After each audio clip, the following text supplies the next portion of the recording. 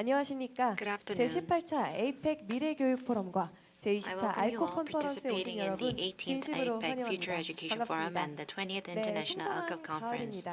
이 가을에 낙엽이 알록달록 물들듯이 I 올 see 한 해 열심히 the 걸어오신 colors of 여러분들의 leaves 올 한 해도 changing, 아름답게 and 물들어가고 I hope 있습니다. 오늘 that APEC 미래교육포럼 저의 you 진행으로 will 더 enjoy 아름답게 beautiful 색칠해드리겠습니다. fall days. 저는 오늘 진행을 As well, 맡은 I'm 아나운서 Eun-mi Kim, 김은비입니다. MC of 반갑습니다. today's event. 네, 고맙습니다. Thank you very 1일차 much. APEC 미래교육포럼 성공적인 첫 시작을 함께해 주신 I would like 모든 to extend my 분들께 heartfelt 주관 측 그리고 gratitude on 주최 behalf 측을 of the 대신해서 sponsor and 감사의 the 인사를 organizer for your 드리도록 help towards 하겠습니다. the successful 참고로 beginning 오늘 of 포럼은 APEC Future 한국어와 Education 영어의 Forum. 동시 For your 통역으로 진행이 information, we 되고요. are providing 유튜브와 simultaneous 줌을 통해서도 interpretation and the 실시간으로 event is aired 송출되고 real time 있습니다. through YouTube 비록 and 카메라를 Zoom. 통해 마주하지만 Even 이 모니터 though 밖에서도 환한 we're viewing each 미소와 other through 응원의 screens, 박수로 함께 I hope 온기를 that you could 전해주시면 extend 감사드리도록 하겠습니다. strong support towards 자, 먼저 두 successful 분의 귀빈 event 소개가 today. 있겠습니다. 이 가을의 Before we begin, 열매가 we would like to 풍성하게 introduce two 맺히듯이 VIPs 오늘 이 that have visited 행사에 the venue to be with 과실을 us 맺게 today. 해주신 분입니다. 주최해주신 교육부 국제협력과의 구영실 Youngsil Gu 과장님입니다. of 큰 박수 International 부탁드립니다. Education Cooperation Department of the Ministry of Education is with us today. 네, 고맙습니다. Thank 또 you. 이번엔 주관 측의 최전선에서 이 representing 행사를 위해 최선을 organizers, 다해주신 APEC 국제교육협력원 Professor 박동선 Dong-sun Park, 이사장님 Chairman of 소개해드리겠습니다. 다시 한번 큰 AICE, 박수 is also with 부탁드립니다. us today. 네, 고맙습니다. Thank you very 네, much. 먼저 APEC 미래교육 포럼에 대해 First, I 소개해드리도록 would like to 하겠습니다. introduce 이 APEC today's 미래교육 event. APEC 포럼은 Future 아시아 Education 태평양 Forum 지역 started based on 미래교육 proposal 방향 from the 탐색과 Ministry of 담론 Education of 형성을 Korea 위해 to discover 2005년 future education 대한민국 direction and to 교육부의 encourage 제안으로 regional 처음 시작이 discourse in 되었습니다. APEC. APEC 영내에서 It is 권위를 continuously growing as a 인정받는 privileged 교육 forum 분야 to discuss 전문 포럼으로 education-related 지속적으로 topics in 성장하고 APEC, 있는데요.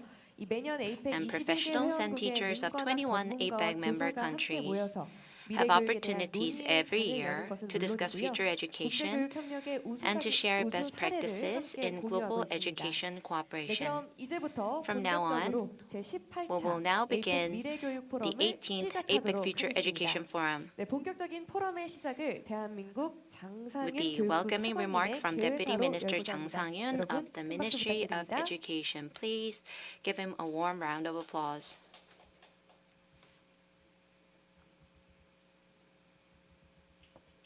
여러분 반갑습니다. Good afternoon, 교육부 ladies and 차관 gentlemen. I'm 장상윤입니다. Jang Sang-yun, Vice Minister of 먼저 오늘 Education of the 행사에 Republic of 참석하신 Korea. 분들에게 인사 First of 말씀을 all, 드리기에 앞서 Before we 최근 say hello 이태원에서 to each other, 발생한 we 안타까운 were 사고로 deeply saddened by 유명을 the news of 달리하신 the tragic 분들의 Itaewon 명복을 빌며 incident. 유가족분들께 깊은 Our 위로의 thoughts and 말씀을 prayers are with the 전합니다. deceased and their 부상을 families who 당하신 lost their loved 분들의 ones. 빠른 쾌유를 We 빕니다. convey our deepest condolences to the bereaved families and wish those who have been injured a speedy recovery. On behalf of the Ministry of Education, it's my honor to welcome the distinguished delegates from APEC member economies to the 18th APEC Future Education Forum. 미셸 워커 미국 교육평가원 수석 I would like to 최고위원, extend my sincere 주제별 gratitude to the 발표와 토론을 keynote 맡아주신 각국의 교육 and session 전문가분들, speakers, panelists, 그리고 본 행사의 and 개최를 also 위해 힘써주신 the organizer, APEC the Institute of APEC 국제교육협력원의 Collaborative 박동선 Education, 이사장님과 관계자 여러분께 and also Chairman 감사의 Dong-sun 말씀을 Park. 전합니다. 2005년 대한민국의 제안으로 Since 처음 initiated 시작되어 by the Korean Ministry of 올해 Education in 18년차를 2005, the 맞이한 AFEF 본 포럼은 has served APEC as the 연내 longest 교육 협력 and largest 분야에서 thematic forum in 최장기, APEC. 최대 규모의 전문 포럼으로서 중요한 With the 역할을 support 해오고 from 있습니다. member economies, 제18차 this APEC annual 미래교육 APEC 포럼은 forum APEC 회원국의 지속가능한 has 발전을 focused on 위한 education 교육 and 정책 human 방향이라는 resources 주제하에 development agenda. 2022 APEC 정상회의 주제인 개방, 연결, 균형의 핵심 요소를 반영하여 세 가지 세부 The 의제를 18th forum is convened under 마련하였습니다. the theme of policy direction of quality 이번 education for 포럼에서 sustainable 우리는 growth. In fact, the theme 초개방, reflects the theme of 초연결 APEC Summit 사회에서 2022, 교육 Open, Connect, and Balance, 디지털화의 based on 도전과 which we have 전망을 come up with three 공유하고 agendas. 포스트 코로나 시대에 This 고등교육 forum will allow us 분야에서의 to share 학생 challenges 이동성을 and 고려한 prospects of educational 재연결 digitalization in 방안을 hyper-open and 또한 hyper-connected 미래 society, 사회의 변화 and 위기에 seek 대응하기 ways 위해 to reconnect in 필요한 consideration of 균형적이고 student mobility 포용적인 in higher 역량에 education 대해 and the post-pandemic era. In addition, we would like to discuss the balanced and inclusive capabilities required to respond to changes and crises in future society. 능동적으로 대응하고 미래 성장 동력 창출을 위한 The Korean Ministry of Education has developed a comprehensive roadmap to foster digital talent to actively respond to socioeconomic changes and create drivers of future growth. It's all the more meaningful that we're gathered for the common interest of realizing a demand-driven future education system. By promoting digital literacy and diversifying jobs, we can build education resilience in the post-pandemic era to stimulate a sustainable growth. 뜻깊다고 할 수 있습니다. That's why today's meeting is all the more meaningful. Here at the 18th APEC, I would like to ask the esteemed speakers and participants to exchange innovative perspectives and best practices to help develop future talent. 적극 모색해 주시기를 당부드립니다. I sincerely hope that the forum will serve as an opportunity to promote and foster global educational cooperation and exchange beyond APEC member economies. Once again, I would like to extend my heartfelt gratitude to all foreign speakers and participants. 감사합니다. Thank you very much.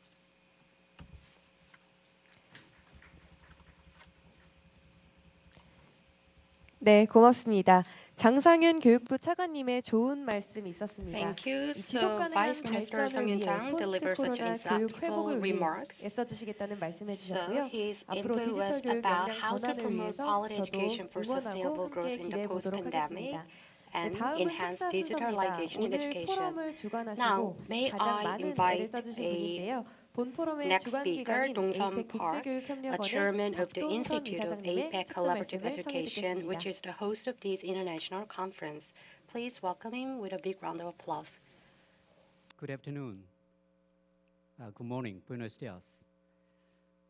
It is my true honor to welcome distinguished guests to the 18th Future Education Forum and the 20th International APEC Conference. The organizer, the Institute of APEC Collaborative Education, has long been a partner of the Korean Ministry of Education and APEC member economies. It has committed to advance educational innovation in the Asia-Pacific region and organize many useful APEC educational projects. The AFEF and International APEC Conference have annually served to share exemplary educational policies, programs, as well as academic theories and practices in the region and beyond. This year, as host, the Republic of Korea has proposed APEC member economies to share our common educational agenda of quality education for sustainable growth. APEC 2022 theme is, and I quote, open to all opportunities, connect in all dimensions, and balance in all aspects, unquote. This reflects the uncertainty and turbulence which still has impacts on the Asia-Pacific economies. After global pandemic had affected negatively on global economies, APEC GDP growth rate recovered to 5.8% in 2021. Furthermore, socioeconomic growth in the APEC region is expected to show positive recovery rate in 2022. The APEC Regional Trends Analysis Report, published in February 2022, notes still that there are widening gaps in APEC member economies. Therefore, we must address global and regional cooperation mechanisms, continue to play an important role in recovering from the chaos wreaked by the pandemic, and rebuild stronger economies. In this connection, APEC is prioritizing education and training for all individuals. Especially, APEC member economies are increasing spending to implement diverse educational and social protection policies to respond to school closures, educational disruptions, job losses, and work hour losses. Thus, the theme of the 18th AFEF would help APEC member economies to actively seek ways to revitalize their socioeconomic status, by strengthening sustainable competencies and skills development for individuals' career education, training, and life cycles. Therefore, it is my sincere hope that this 18th AFEF and the 20th International APEC Conference will serve as a great opportunity to illustrate the current status of sustainable growth in APEC member economies and provide future ways to advance a learning society in the region. Thank you very much for your participation.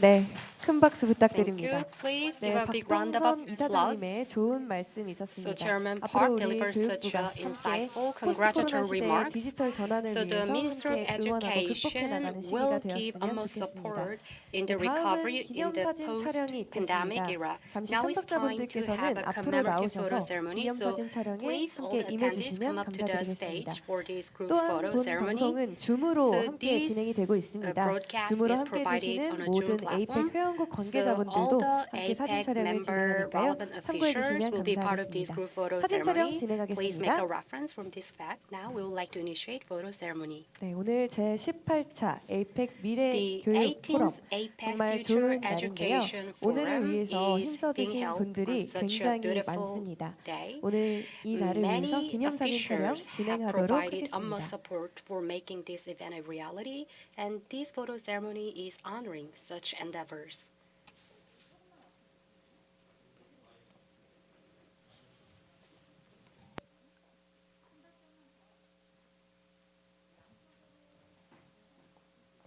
네, 사진 촬영을 위해서 준비하고 있습니다. So we are making arrangement for photo 오늘 이 ceremony. 자리에 참석해주신 분들뿐만 Not 아니라 only 정말 all the 많은 분들께서 on-site 함께 해주셨지만 attendees, many 온라인으로 other 진행되는 attendees 점 are 양해 with us, 부탁드리겠습니다. and many of them are joining virtually. So I would like to ask for your understanding.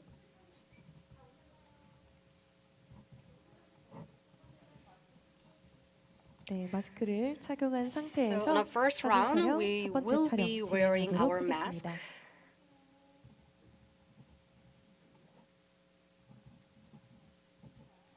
네, 앞쪽 카메라를 향해 주시고요. Please face the camera. 3, 2, 1. 편하게 웃어주시고요. Please 사진 make 촬영 a big 진행합니다. wide smile for this photo ceremony. 네, 이번에는 마스크를 벗고 On the 사진 second round, 촬영 we'll be taking off 진행하도록 하겠습니다. masks. 네, 잠시 마스크를 벗으신 상태에서 So 마스크를 안 please 보이게 잠시 넣어주시기 바랍니다. take off your mask and hide your mask in your pocket. 이번에도 카메라를 향해 환하게 웃어주시길 바라고요. So please face the camera with a big wide smile. 네, 사진 촬영 진행하겠습니다. So we'd like to have a photo shoot. 하나, 둘, 셋. 3, 2, 1.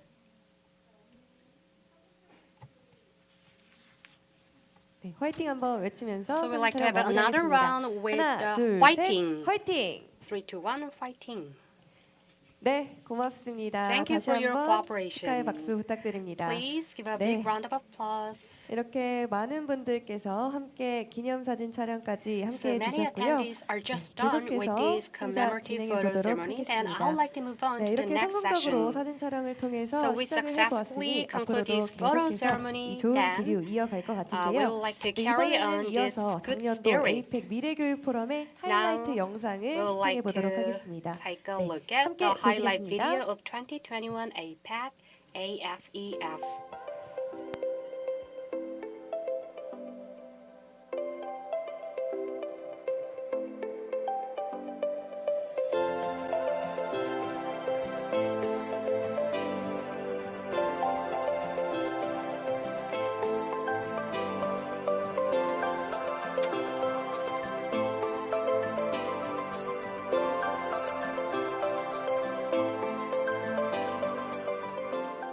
(2005년) 대한민국의 제안으로 처음 시작된 이번 포럼은 APEC 영내 교육과 인적 자원 개발 분야에서 최장기, 최대 규모의 전문 포럼으로 역할을 다해 왔습니다. On its 17th APEC Future Education Forum. As a member, Ladies and gentlemen, My name is Dr. Shalaman Shabdul Hamid, and I am the acting director. Good morning from Thailand. APEC colleague.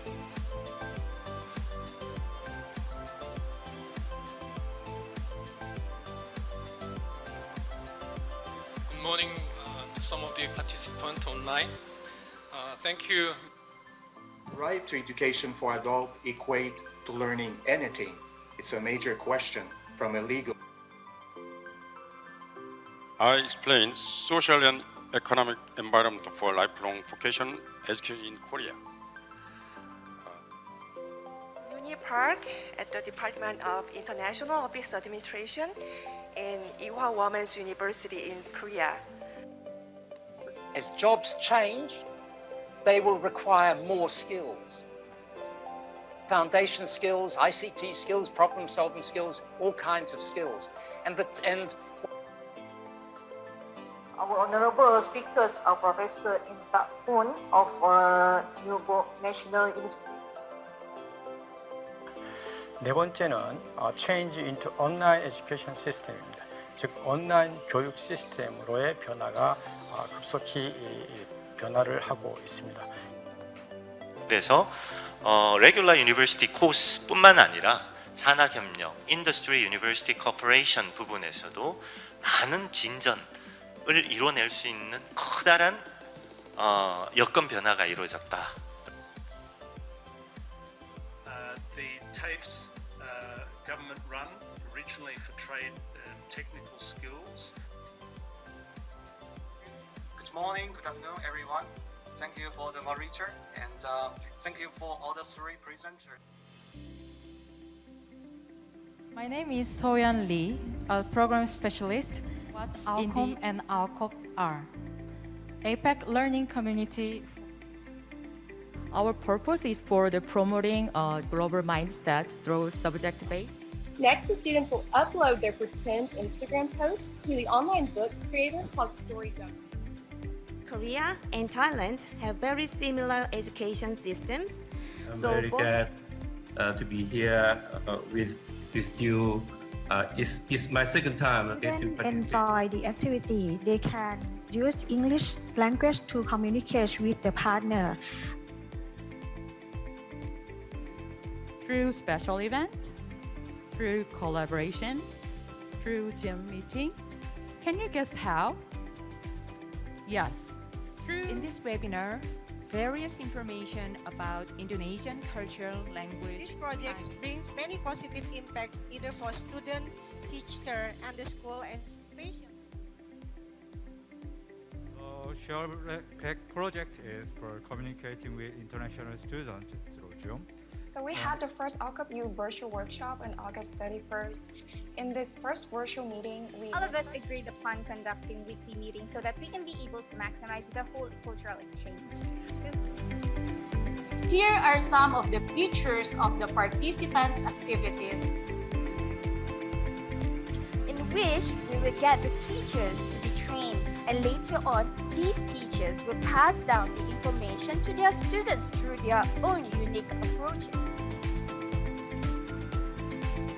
So we do a lot of coding, we learn a lot of coding, and we keep the things systematic. Participants who registered count 183 people.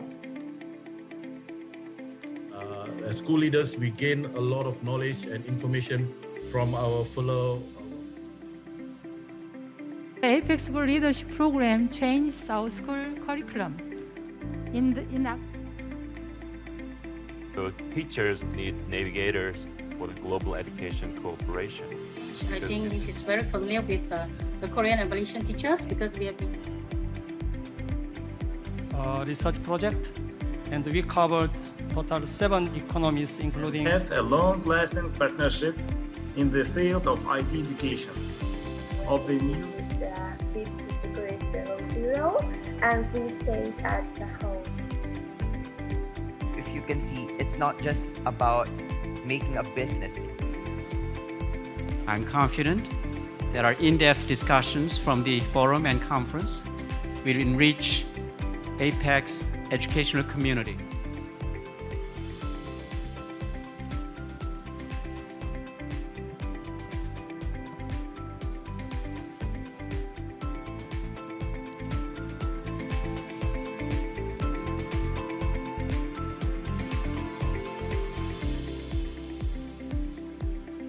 We hope to see you again next year. Thank you.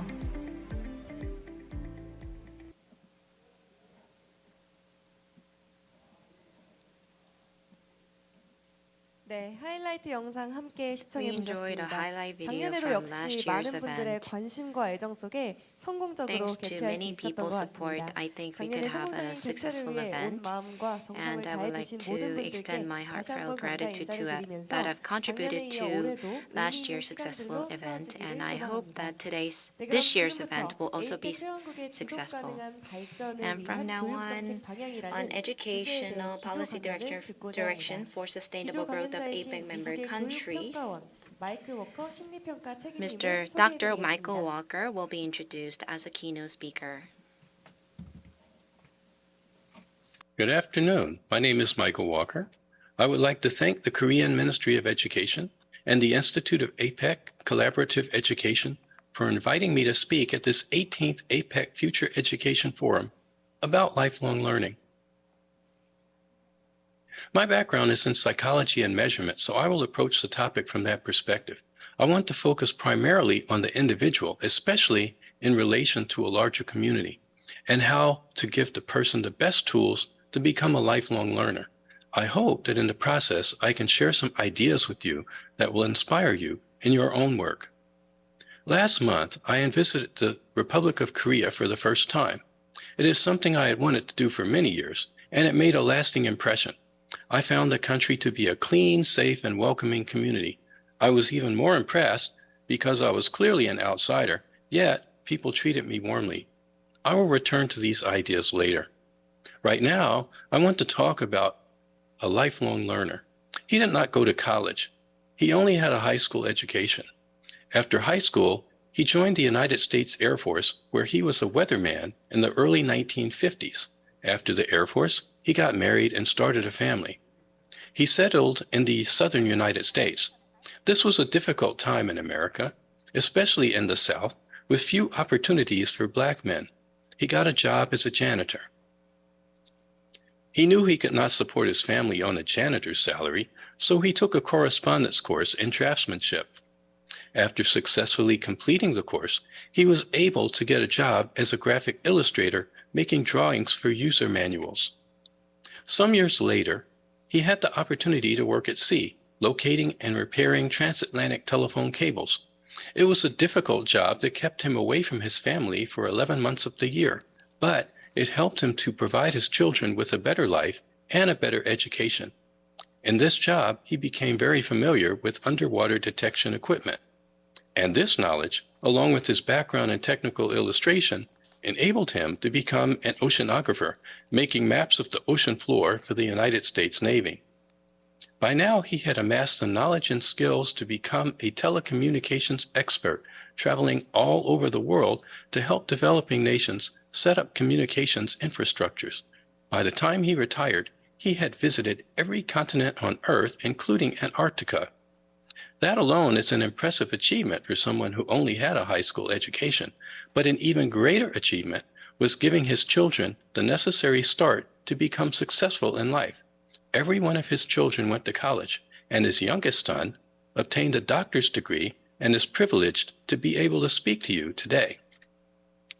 My father's story illustrates important characteristics of lifelong learning. First, the person must have a desire to learn. My father was motivated by a need to provide for his family, but he also developed a natural curiosity as a child. He came from a large family without much money. They could not buy many things, so they learned to make them. When something broke, they fixed it. There was no internet, no YouTube to show how to do things. They figured it out on their own. Lifelong learning requires discipline and commitment. My father worked at night and took care of his children during the day. He had to take care of household duties. He had to sleep to maintain his energy, and he had to find time to teach himself a new skill. Taking care of the responsibilities of life and finding the time to study takes effort. A person also needs the opportunity to learn and to grow. In the United States, the Civil Rights Act of 1964 made it illegal to discriminate in hiring, promotion, or firing. Also, the government enacted policies that would grant government contracts only to businesses that employed women and people of color. These government actions alone were not enough to help my father. He needed people in key positions who were willing to give him opportunities because it was the right thing to do, even if it was not what the rest of society was doing at the time. Success in any endeavor will increase a person's self-efficacy, which in turn will increase the likelihood of future success on an even more challenging task. On the other hand, failure can often be a demotivator. This principle applies to learning new skills as well. That's why early success can be very important. Motivation is not the only benefit of early success in learning. Future knowledge often builds on previous knowledge. It certainly did in my father's case, but there's more. As we learn, we also begin to learn more efficiently. Learning becomes easier with time. I've already mentioned one way that learning improves emotional well-being by increasing self-efficacy. Learning is associated with other emotional benefits, including increased life satisfaction and lower levels of depression. Learning can also reduce stress. There are physical health benefits as well. Learning a new skill is associated with improved memory in old age and may slow cognitive decline associated with Alzheimer's. Also, there's a positive relationship between education and long life, as better educated people tend to have healthier lifestyles. Learning improves a person's economic situation. Recent research has documented a consistent positive effect of education on earnings across the span of a person's career. The disparity in income between someone with a college degree and a person without a degree has grown steadily over the last 50 years or so. In today's rapidly changing work environments, keeping up with changes in technology may also be an economic necessity. Artificial intelligence and robotics continue to replace many jobs. One study from 2014 estimated that by the year 2025, 50% of existing occupations will be redundant.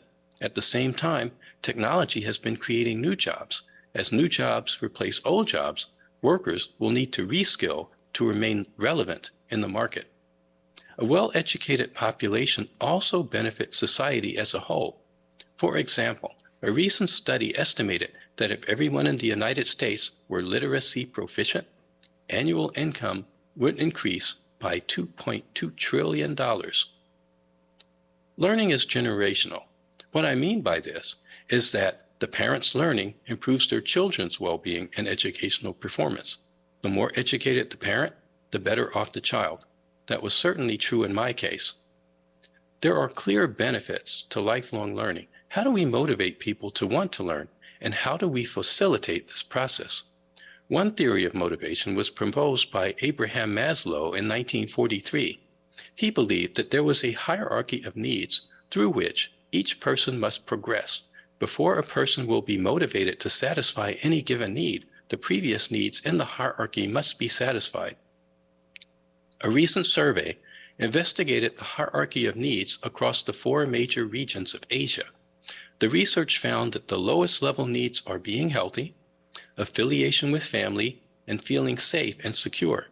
At the top of the hierarchy are self-acceptance and growth, which would include learning and using one's talents, and contributing to community and society. Recall my impression of the Republic of Korea as a safe, clean, welcoming community. This is exactly the kind of environment that I believe would support lifelong learning. The results of this study suggest that learning is less likely to occur with people whose basic needs are not met, and by extension, we may expect to see higher levels of illiteracy in countries with large disparities between those who have and those who have not. This graph shows data from 28 countries that participated in the 2012 survey of adult skills. It shows on the vertical axis the percentage of the population scoring at the lowest levels of literacy proficiency. The horizontal axis lists income disparity as measured by the Gini index. The higher this index, the more uneven the distribution of wealth. There is a general positive trend showing that countries with the highest income disparities tend to have the highest percentage of low literate adults. The hierarchy of needs may seem rather obvious. The solution is not. 1/4 of the world's population is food insecure. 10% live in extreme poverty. more than 150 million children worldwide have lost a parent to death or abandonment. A survey from this past July found that more than half the people in the United States feel in imminent danger at least once a day. To build a foundation for learning, we need to tackle these issues concerning health, family, and safety. Then we can set the stage for lifelong learning. Maria Montessori, more than a century ago, provided an example of what that could look like. Some of her innovations were rather simple.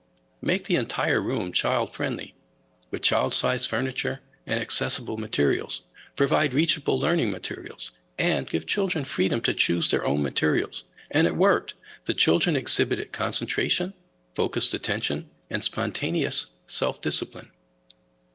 We need to value multiculturalism. In the workplace and in society, a diversity of ideas can lead to innovation and advancement. On a personal level, diversity expands our worldview and encourages learning.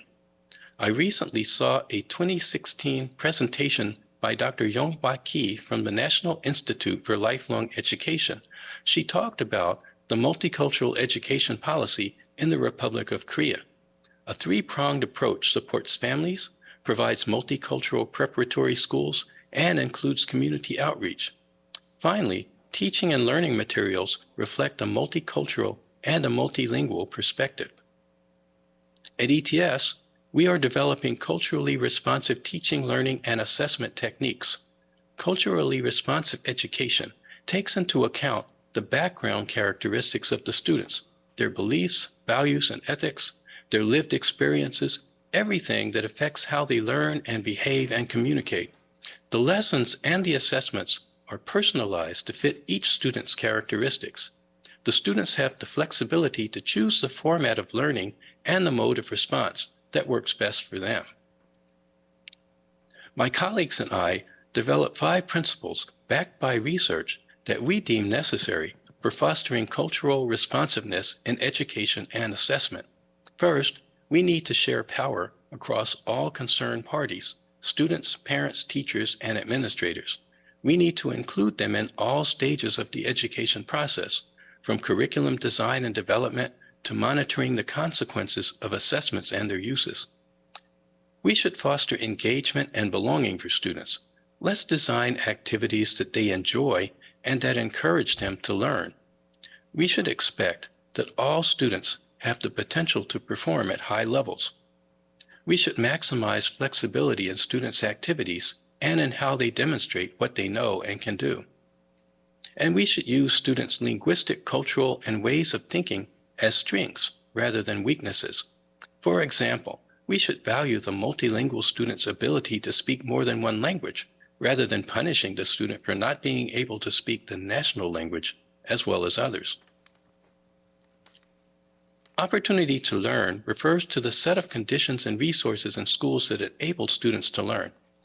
When we talk about opportunity to learn, we usually just refer to core academic subjects, but schools need to do more than just promote academic achievement. To develop lifelong learners, we need to develop the whole child. We should be concerned with the social and emotional learning, the process by which students learn and apply what they have learned to develop healthy identities and relationships while they pursue their goals. This process includes the family-school community partnership mentioned earlier. We also need to consider civic learning, instilling students with the skills and commitment to work to improve their communities. This step addresses the very top of the needs hierarchy we discussed earlier.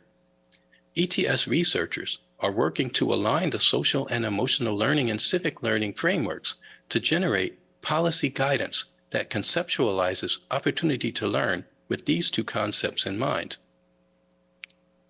This work on opportunity to learn extends the work of the United States National Academies of Science, Engineering, and Medicine.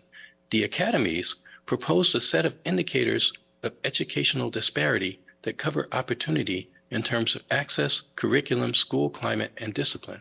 They also look at outcomes of student engagement and performance. ETS researchers are developing indicators of inequity related to SEL and civics.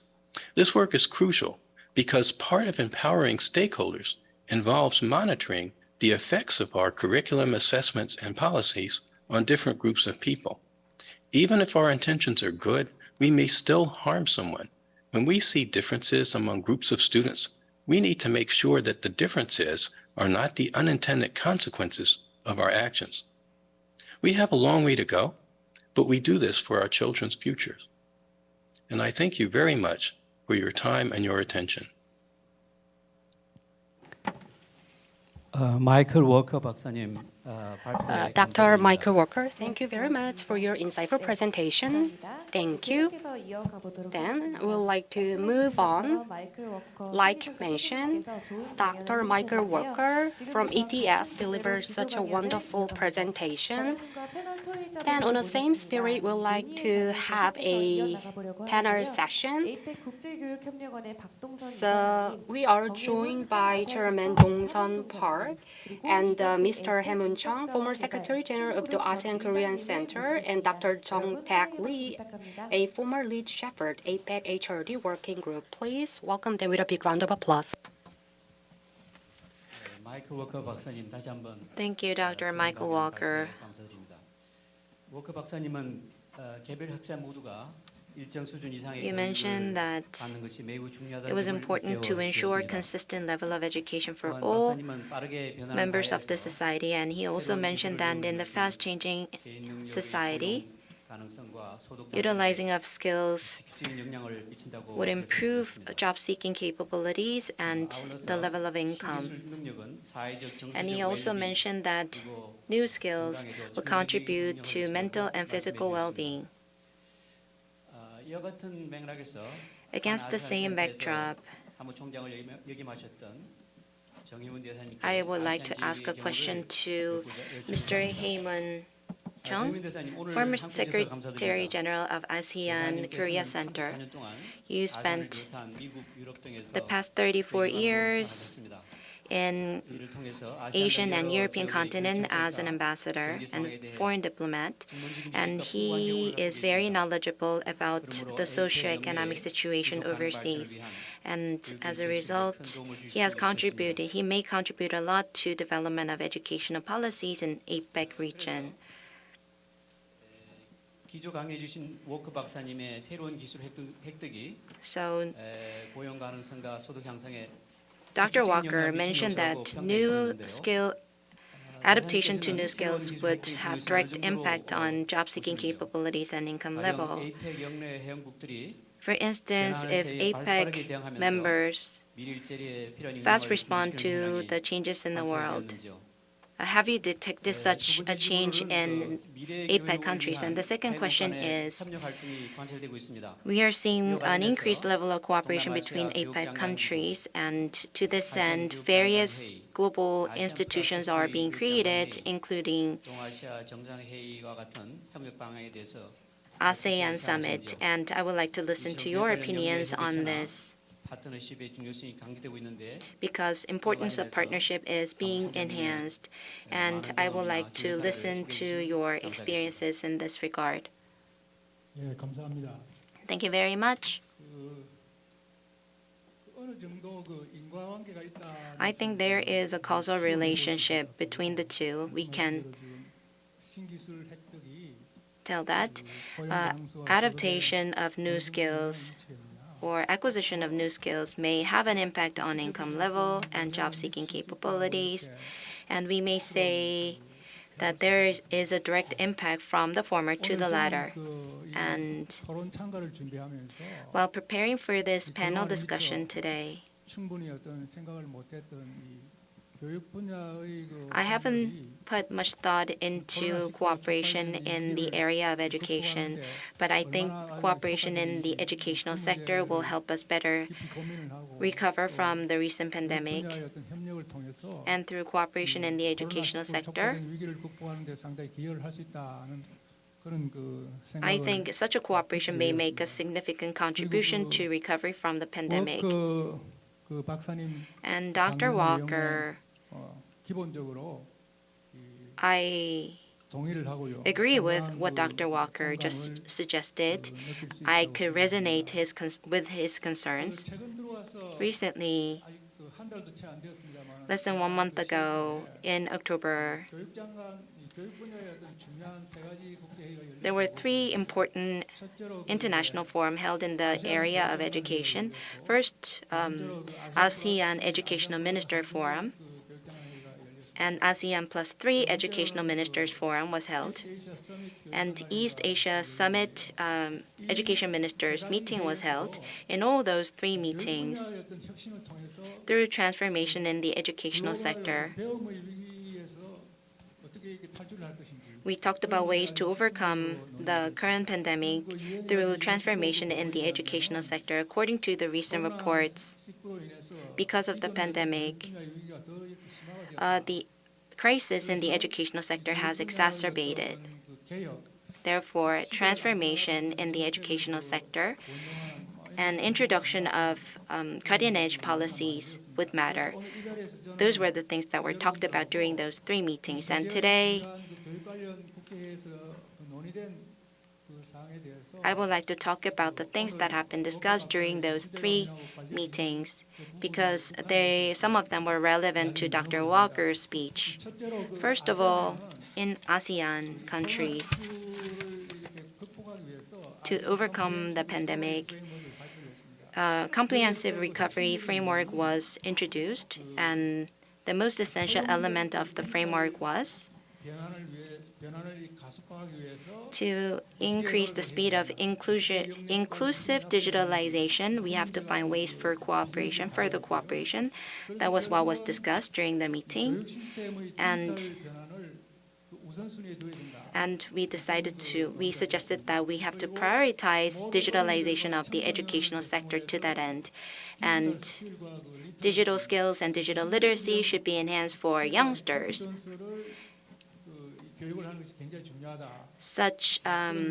The importance of such matters was emphasized.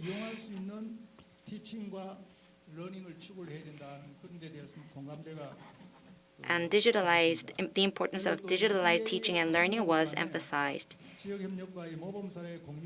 And it was emphasized that it was important to share best practices inside the APEC region. And we also talked about students' mobility.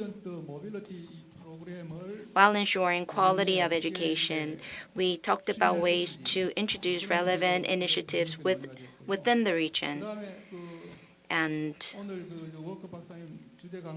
as Dr. Walker just mentioned,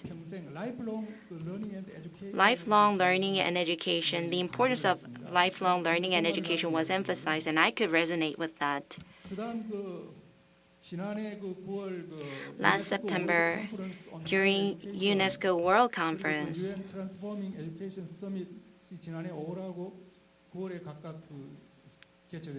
and summit meeting was held similar summit meetings were held in May and September, and during those forums we also talked about the importance of education, and we share the concern that the pandemic has exacerbated the disparity in the area of education.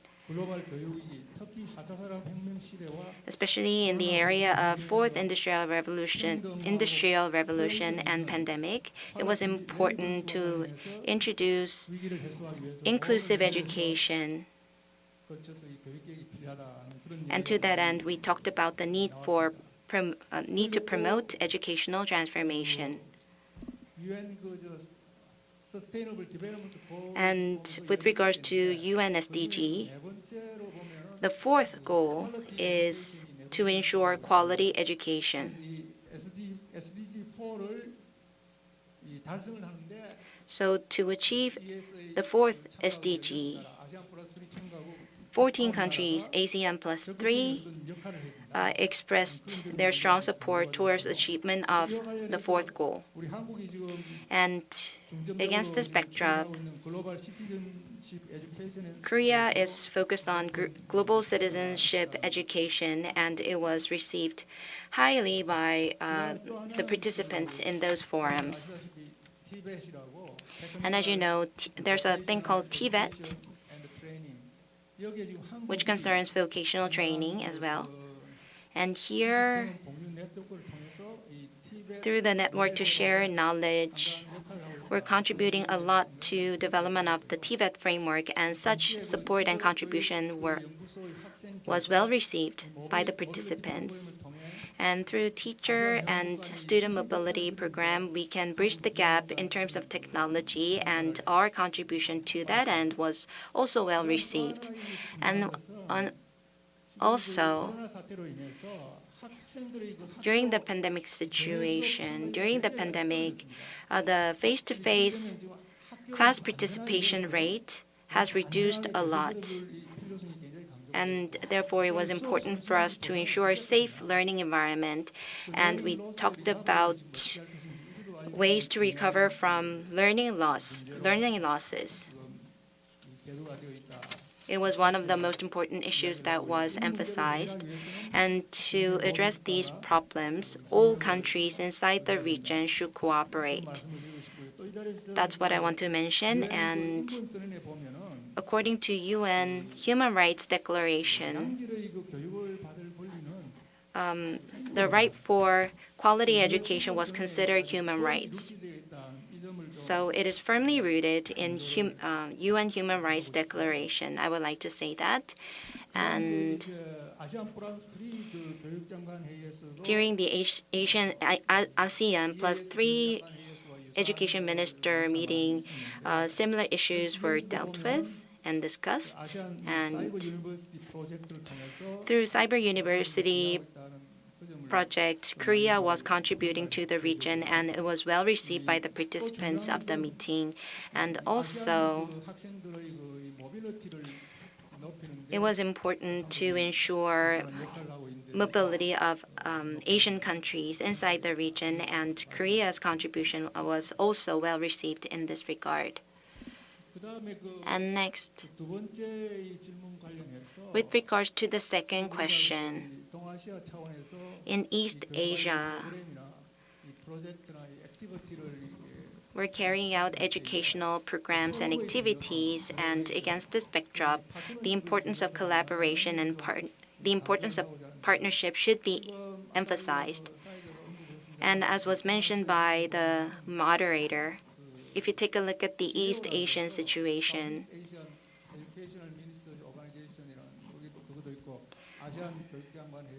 there are meetings of educational ministers. And APEC is also a similar occasion. And there's another occasion for educational ministers sponsored by UNESCO. And if we can forge partnership between these different meetings, we can cut costs and save more time.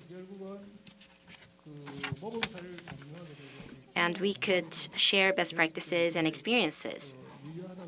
And it will be considered an effective and efficient solution. I would like to suggest that we implement this solution. Maybe I have spent too much time. I will stop here. Thank you. So, Ambassador, your remarks were very insightful and meaningful. We highly appreciate your input. So, Dr. Jung-taek Lee, I'd like to hand over microphone to you. Thank you very much for being part of this discussion. As an APEC HRD development, you are invited. So my question goes like this. As Dr. Walker mentioned, including APEC member economies, so the demands for sustainable education in the APEC region is growing spectacularly. Skills, competencies. So in terms of all of this, do you think we have a more way to go? So what is the situation for non-APEC member economies?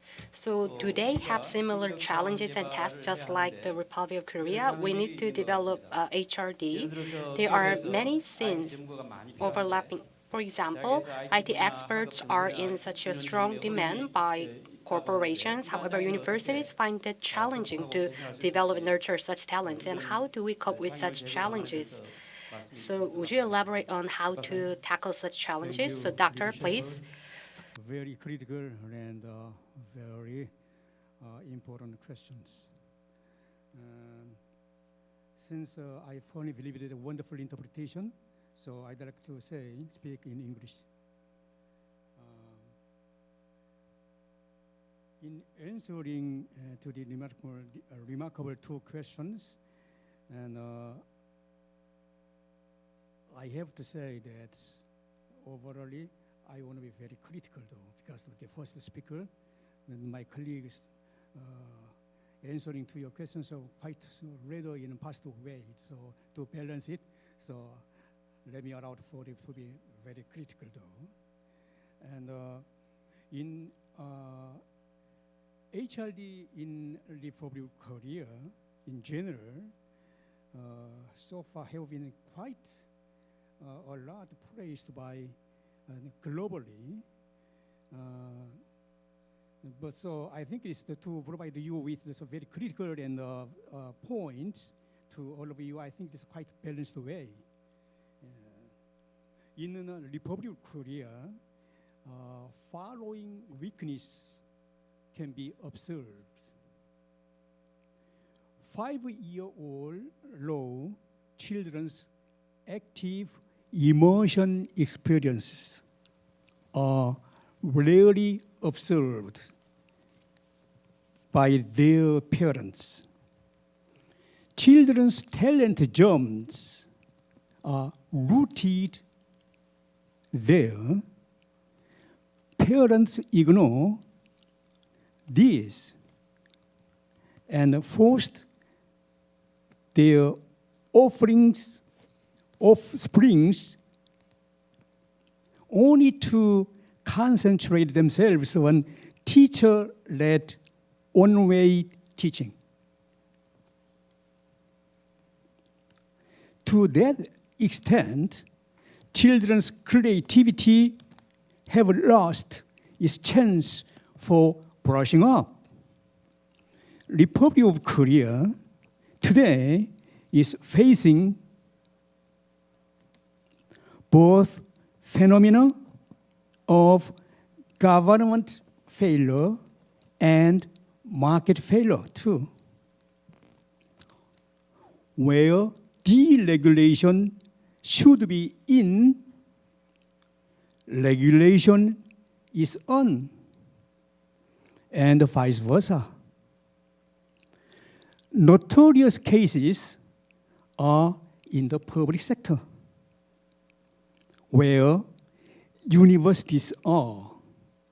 Benchmarking used to be emphasized, but adoption ways are discussed, but without impartition of how the target model can be implemented. By introducing how institutional and practical barriers are overcome. This is, I think, is very significant. Desired reform road mapping often faces strong resistance from the interest groups.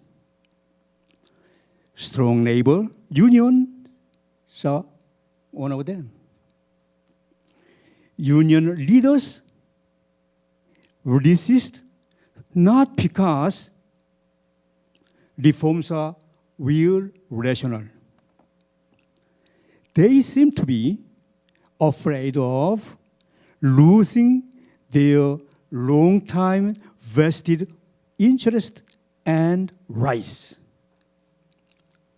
Samsung founder 이병철 declared notion of so-called destructive creativity from the beginning.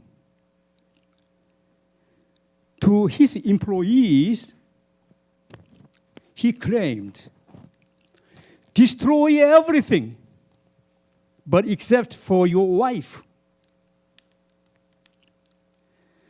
To Korean universities, his message was Samsung needs diploma, but with graduates' heads being empty. This is a terrible, but it's really is critical. I am talking about more than 30 years ago, but even today, nothing changed, critically speaking. Because university level education lacks, this Greek philosopher Aristotle talking about so-called phronesis, P-H-R-O-N-E-S-I-S. This is famous word, terminology. Today's term is a workplace-based learning. 직장 기반의 학습. 오늘날에 필로소퍼 강조되고 아리스토텔레스가 있습니다. 아리스토텔레스라는 그릭 철학자는 그리스 Even 철학자이십니다. the time he emphasized this one. 당대 이미 이 중요성을 혁파하신 분이십니다. Some advanced countries, 일부 including Singapore, 선진국에서는 Hong 가령 Kong, Scandinavian 싱가포르, countries, 홍콩, the 그리고 Netherlands, 북유럽 Denmark, 국가, Germany, 네덜란드, Australia, 덴마크, New Zealand, 독일, 호주, and Canada 뉴질랜드, are, 캐나다 to 등지의 me, 상황을 at least, 보시면 제가 a pretty good 느끼기에는 이런 정치적인 toward 담론이 the- 잘 형성되어 있습니다. the point I mentioned just a minute ago. I 제가 think this is a wonderful 말씀드린 way 이 상황들이 이들 for us 국가에서는 잘 구축이 benchmark 되어 them. 있습니다. 그래서 If 이들 it is too 국가를 long. 벤치마크해서 Overall도 우리가 만시지탄하지 않아야 됩니다. early skill or talent germ-based lifelong learning 재능, 역량을 우리가 강화할 때 평생 Competence 학습 development. 주도로 하고 능력을 개발할 As 필요가 있겠습니다. I emphasize this word, 다시 cultivation 강조하겠습니다. seed has 씨드를 long been 함양해야 합니다. emphasized by less emphasized 함양을 by 하기 the advanced, not only the advanced, 위해서는 but also the developing countries as well. 단순히 선진국만 아니라 개도국에서도 이 평생 Which 학습의 is, I think, 중요성이 강조되어야 It's a 합니다. global challenge. 거버넌스 측면의 도전 과제가 아닐 수 없습니다. The second questions. 자, 두 번째 질문에 답변을 Of 드리겠습니다. course, barriers are both institutional and practical. 맞습니다. 제도적, 정치적 In the 20th 측면에서 century, 걸림돌이 있는 건 global 맞습니다. And 20세기의 글로벌, consilience, IT, HRD requires to 다양한 측면에 reform. 있어서 우리는 극적인 Its success 개혁이 is 필요합니다. dependent upon innovation and 성공을 reform 영위하기 위해서는 of 혁신과 both 개혁이 필요합니다. policymakers, HRD 인적개발 정책 I'm talking about 입안자, government officials and 물론 also the 정부 community, 쪽, also the enterprise too, 지역사회, 기업 모두의 현신이 필요합니다. as well as practitioners. 뿐만 아니라 현업의 실무자들도 노력을 Their 배양해야 합니다. mindset 이들의 nevertheless 마음가짐을 look 보시면 still laissez-faire. 여전히 자유방임주의의 형식을 오렌지. 띠고 있습니다. Dr. Lee, we are running out of time. Would you? 네, 선생님 시간이 Okay, I 부족합니다. very fast. 발언을 I 마무리해 have 주시겠습니까? couple of 네, 제가 sentences 신속하게 to forward. Okay, thank you 발언을 for 하고 that. 곧 And, 마무리하도록 하겠습니다. 노티스 주셔서 감사합니다. Some are innovative but low progressive. Today, what workplaces are preferred 자, for by 그러면 the 이와 youth 같은 in South Korea? 상황에서 Of course, the 대한민국은 public sector. 공공 Simply 부문에서 because jobs are 특히나 regular 혁신을 해야 합니다. and secured, performance-based assessment tend to be 특히나 less. 이런 평가를 할 때 정기적인 정규 평가 시스템을 통해서 우리가 productivity 체계를 oriented. 다져나가고 I can say 있습니다. productivity 생산성 based 중심의 performance assessment 수행 for the public sector is not easy though. 평가합니다. 그런데 이런 Real 평가 barriers 방식이 come from 공공 the labor 부문에서는 unions. The 용이하지 first target 않습니다. groups for TVET 강성 reforms are to 노조 me 그리고 both 티베트 institution 중심의 and 개혁이 중요합니다. 제도적뿐만 아니라 instructors.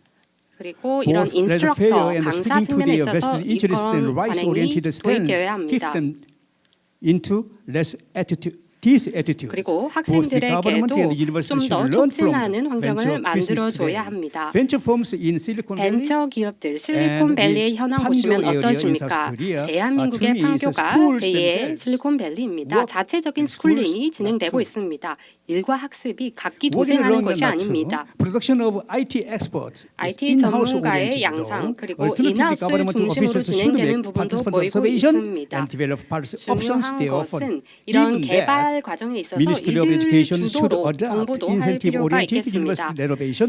Structural 인센티브 reforms of too many 중심의 institutions should be 정책을 implemented at the same 적극적으로 time too. 장려함으로써 개혁이 In 적극적으로 sum, 시행될 수 있도록 해야 합니다. Innovation HRD reforms lead to the HRD 개혁에 two-track 있어서 ways. 혁신은 투 Government 트랙으로 진행되어야 officials 합니다. should benchmark 정부 venture 관료는 firms 벤처기업을 for formation of 벤치마킹해 new 나가야 policies. 합니다. 신규 정책을 And 입안할 때 이들의 Reform of 벤치마킹이 vocational 필요합니다. education and 뿐만 training 아니라 should start 직업 from 교육, TVET 정책 policy 훈련, makers TVET and the 정책 입안자들의 practitioners. 개혁, Mindset 현업가들의 renovation, 태도 혁신이 which 중요합니다. should be led by the 이런 reform-minded 개혁은 government 개혁 중심의 officials. 마인드 그리고 정부 관료의 Yes, 개혁 thank you 마음이 for 무엇보다 that. 중요합니다. Thank you, 감사합니다. Dr. Lee, for the very informative and insightful comments. We really appreciate it, and I wish to have more time to listen to your insights. Now, I think we have wrapped up our discussions. So, shall we give our applause to our two prominent panelists, Dr. Lee and Ambassador Zhang. 네, 고맙습니다. 감사합니다. Thank you very much. 네, 감사합니다. APEC 회원국 간의 지속 가능한 발전을 위한 교육 정책 방향이라는 We 주제로 discussed 기조 policy 방향 그리고 directions 패널 for 간의 sustainable 토론까지 growth of 함께 APEC 보았습니다. countries. 저희는 잠시 휴식 And 시간을 we will have a 가졌다가요. brief 한국 시간으로 2시 10분부터 recess 다시 이어가도록 and come back 하겠습니다. at around 2시 10분부터는 2:10 Seoul time. 교육 디지털화의 From 비전과 2:10 전망이라는 2:10, 주제로 발표와 패널 토의가 there will 이어집니다. be 유튜브와 presentations 줌으로 and 실시간 panel 중계되는 discussions. 채팅창을 통해 질문을 남겨주신 모든 분들께는 추첨을 And 통해서 to 기념품을 those 보내드릴 예정이니까요. that have left 많은 questions 참여 using the chat box on 부탁드립니다. YouTube and 저는 잠시 Zoom, 후에 we will give 뵙겠습니다. gifts. 고맙습니다. So we would like to encourage your active participation. Thank you.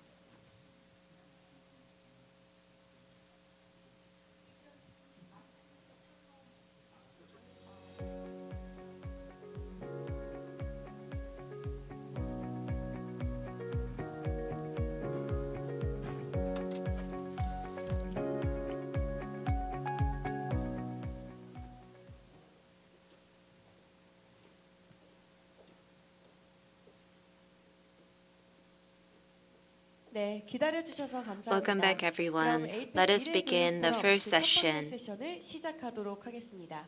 네, 첫 번째 The 세션은 first session was 현대의 prepared to 초연결 share our thoughts 사회를 about challenges and 맞이하여 forecasts of 변화하는 education 교육 환경을 digitalization, 고려한 considering the current 디지털화의 ultra-connected 도전과 society and 전망을 changing 함께하자는 environmental 취지로 마련됐습니다. educational environment. 두 분의 Excuse me. 발표가 The first 진행될 presentation will be 텐데요. made 먼저 첫 번째 by 세션의 Dr. 발표자분을 소개해드리도록 Margarita 하겠습니다. Ballesteros, 필리핀 교육부 국제협력국의 Director of 마가리타 International Cooperation 발레스테로스 Office, 국장님께서 Department of 소개해 Education, 주시겠습니다. Philippines. 큰 박수 부탁드립니다. Please give her a warm round of applause.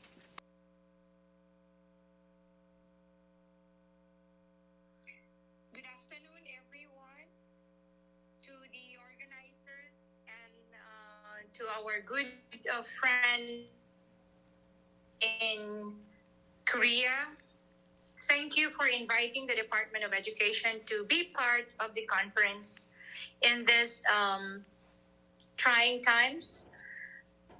In this very challenging times, we are talking on how to move forward and how to ride the times with technology as we navigate the new landscape of education, as well as societies and communities at large. When we talk of the challenges or prospects of digitalization or digital education, we always look back on how things have affected the education sector during the past 2.5 years when COVID joined our existence in the history of the world. As we face the humongous challenges of the century, we cannot help but think on how to reshape and at the same time restructure systems of education in the world, from its funding source to its governance to implementation of projects. In the ASEAN region in general, through the education ministers' meetings here and there for the past 2 years, there was this education ministers' joint statement on the digital transformation of education systems throughout ASEAN, which was held in the 2020 of October, which highlighted the necessary element on how to improve access to safe digital learning opportunities, foster digital literacy, and develop transferable skills among all ASEAN member states. Member states decided to put forward how digital transformation would be in the region. And when we talk of digital literacy, we always think and always go back to, of course, knowledge, skills, and attitudes that would allow learners and teachers to be both safe and empowered in an increasingly digital world.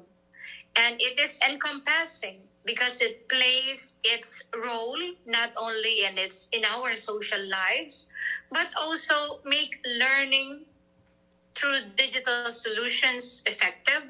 And at the same time, it would allow both teachers and learners to navigate with technology. And talking about digitalization, there are challenges which have been identified not only in this region, but it could also be beyond. In the most recently concluded Transforming Education Summit in New York, on the sideline of the United Nations General Assembly, ministers have shared in their different statements, policy statements, what exactly are needed as we move forward to the transformation of education systems. And we cannot do away with the challenges. One is on infrastructure.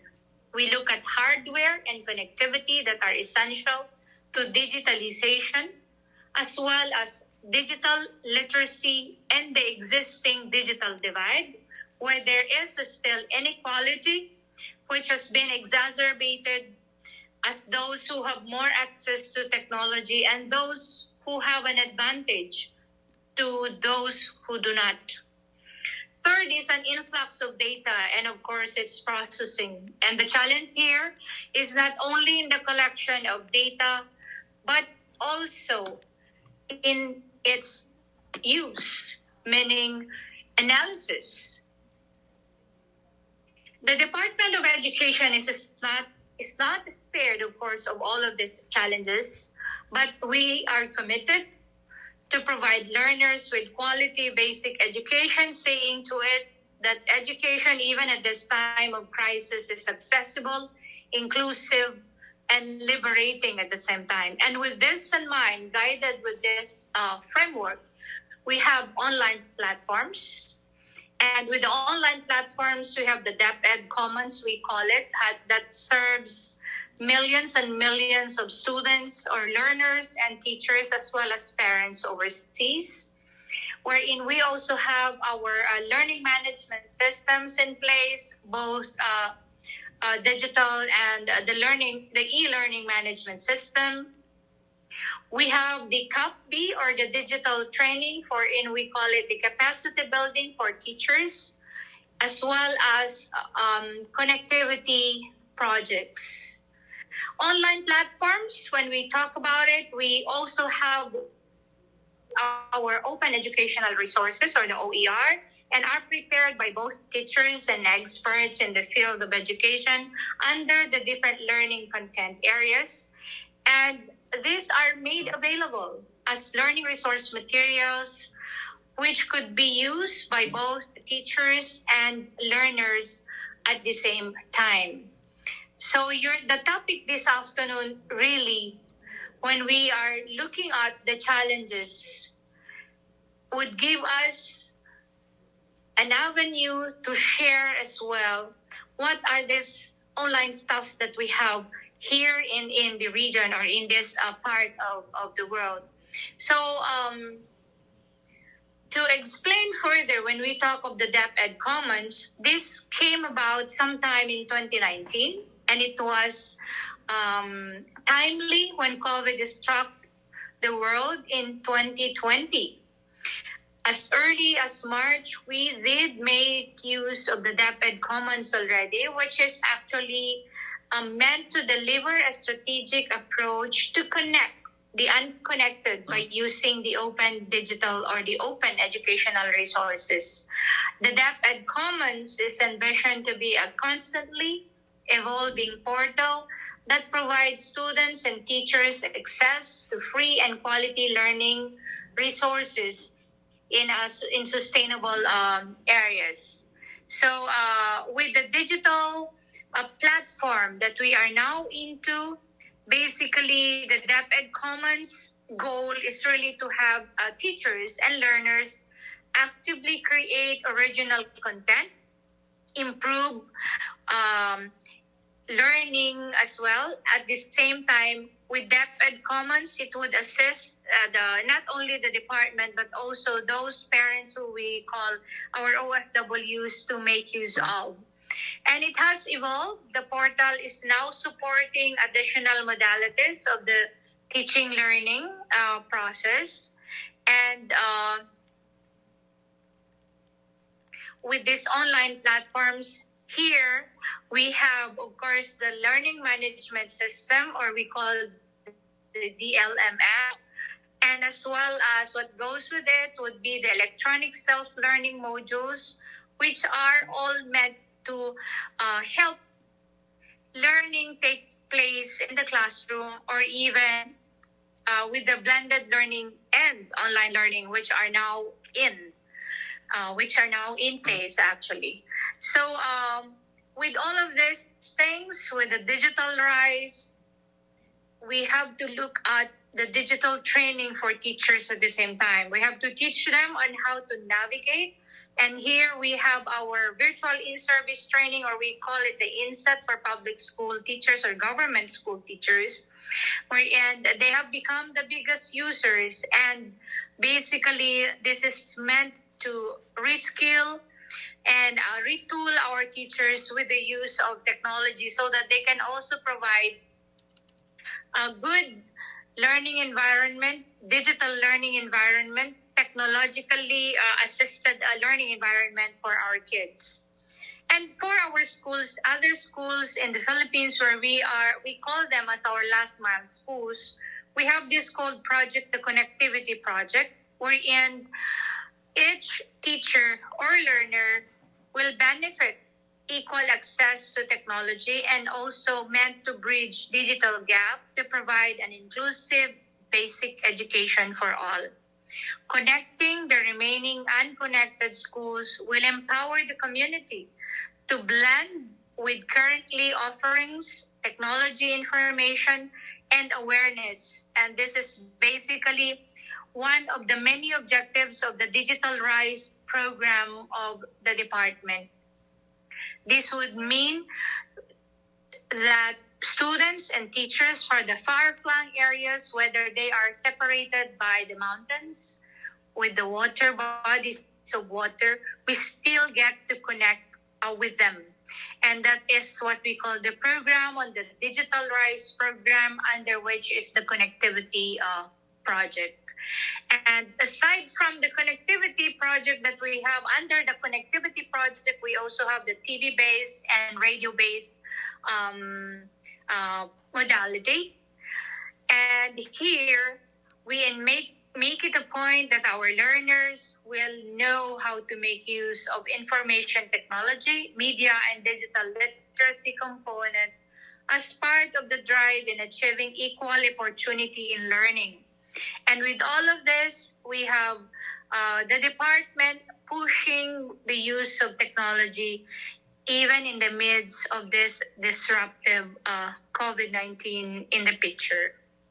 So when we talk of challenges brought about by COVID, we say in this part of the world, we are making use and we are navigating with technology so that we also can connect not just with among or within the country, but it could also be beyond. And we see that in the exchanges of teachers and learners as well as school leaders happening on the ground. So when we now move forward and look at the future landscape of education, we cannot do away with technology. So in closing, I would say it takes a community. It takes a community of committed individuals, committed educators, anchored in technology to make things work in terms of learning, in terms of educating the young people. So to everyone, good afternoon again, and thank you for engaging us in this 18th APEC Future Education Forum. The future is clear, and we have to seize it. Thank you.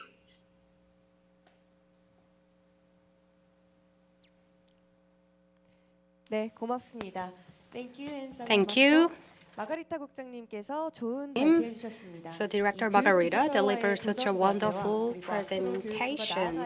So challenges in the digitalization education and future direction were well delivered by her.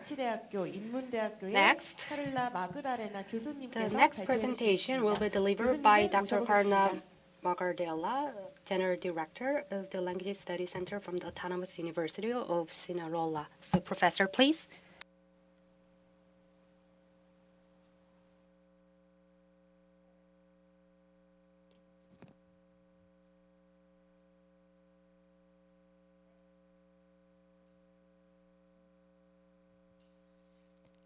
네, 지금 카를라 마그다레나 교수님께서 발표를 위해 잠시 준비하시고 접속을 대기하시는 상황인데요. 잠시 기다려 주시면 preparing to join us, so please bear with us. While waiting for her to join us, I would like to introduce her presentation. So in the face of digitalization in the area of education, so future direction will be delivered by the professor. I'm excited to hear what she has to offer. Please bear with us. Thank you for your patience.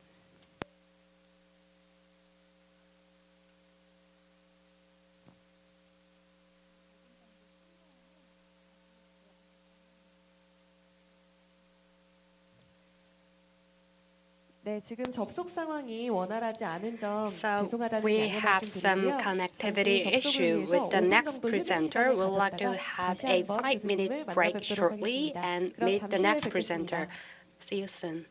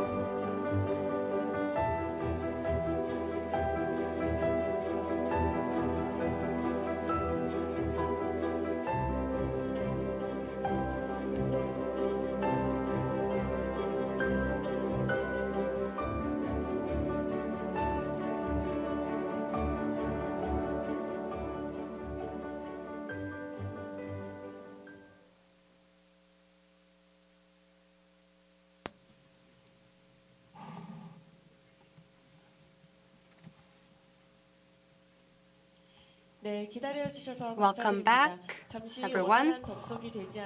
For connectivity issue, we took break time, so thank you for your understanding and patience. Then we would like to resume the session.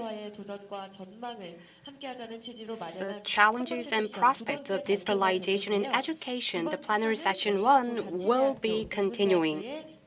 So the second presentation will be delivered. So Professor Carla Magdalena will deliver a presentation. Please welcome him with a big round of applause.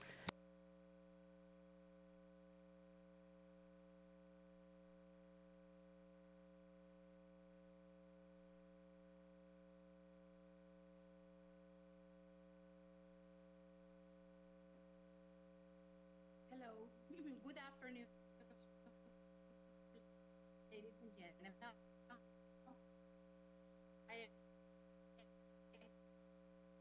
I want to thank you, Institute APEC and all University in Professor Dan Park, Miss Mia, Miss Bain, people from APEC. Thank you so much. People from AFEF to you too. Thank you so much. I'm very glad to see you and to be here. I want to thank you to my superiors from my University, Autonomous of Sinaloa in Mexico, and to thank the support from collaborators, people from the Ministry of Education in Mexico, mentors and specialists who kindly share documents with very important information to bring here today to you. I would like to start my presentation. It's about the educational impact after 2 years in Mexico, best practices. So I would like to talk about numbers. Numbers and action plans and activities, best practices from Mexico firstly. And after that, I'm going to show you some graphics about what were the result of many surveys in Mexico. So the global pandemic let us talk in numbers. In Mexico, March 2020, more than 35 million of people and students of all education levels passed from face-to-face education to e-learning education. A contingency generated by COVID-19 in Mexico forced teachers to suddenly must use digital tools to have continuity to their uses to the courses through virtual education. So teachers were forced to use technology to be able to provide education. So due to the contingency of COVID-19 pandemic, 33.6 million people ranging from the ages of 3 to 20 years old interrupted their face-to-face education. These students were enrolled in the 2019 to 2020 school year and reported at a GLA Vega research, 22% did not complete the school year due to a reason related to COVID.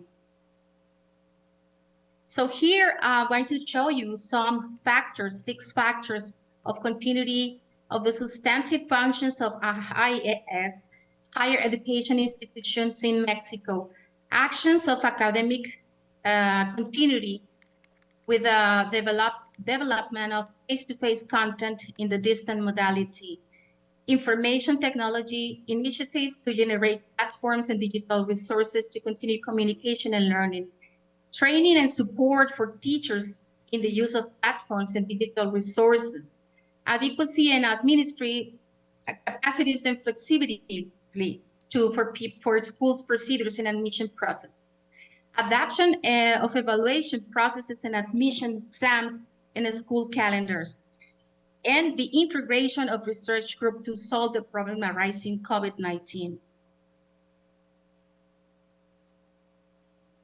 So in Mexico, pandemic accelerates the use of digital technologies by 10 years. According to the Minister of Education, human beings should have equal opportunities. This includes studying and working in the field of the choice. STEM education and ICTs are keys to preparing students with the skills that the world of work demands. Now, population in Mexico of 6 years or more, or more who use the internet is 80.6 million. However, the digital divide persists to do the type of device and connection. And this is an information from the DGTIC, General Director of Computer and Information Communication Technologies. So globally, Mexico ranks in the 57th place of 121 economies in the technology use, according to the Network Readiness Index. So in Latin America, Mexico is in the 4th place after Chile, Uruguay, and Costa Rica. So here, now I'm passing to the graphics here. This is a very nice graphic from UNESCO. So this is a very nice document that I would like to share with you. Now you people from AFEF have it, but I'd be very glad to share with you. So this shows us how was the use of the internet before the pandemic and after the pandemic. So here are some Latin American countries, but in Mexico it shows that it increases like around 50% of the use of internet, according to these studies researches. So in the next slide, I would like to talk about, I'm sorry.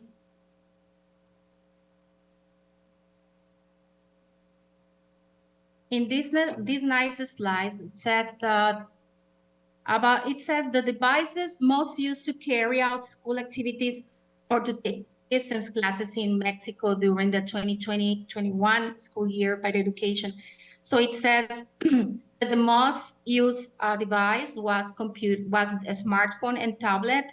So television was less, and computer was also very significant. Yeah, here are the levels. The first one, it's a kindergarten. The second one is primary. The third one is junior high, and the fourth column here is about high schools. So to talk about higher education, in the 2020-21 school year, according to the National Institute of Statistics, Geography and Informatics, INEGI, here in Mexico, there were 251 students enrolled in the higher education institution in Mexico. So according to the survey to measure the impact of COVID in education, national data presented that 55% of the higher education population use laptops as a tool to take classes and to have access to equipment. So that 28.6% of households with individuals ages of from 3 to 21 to 29 years old enrolled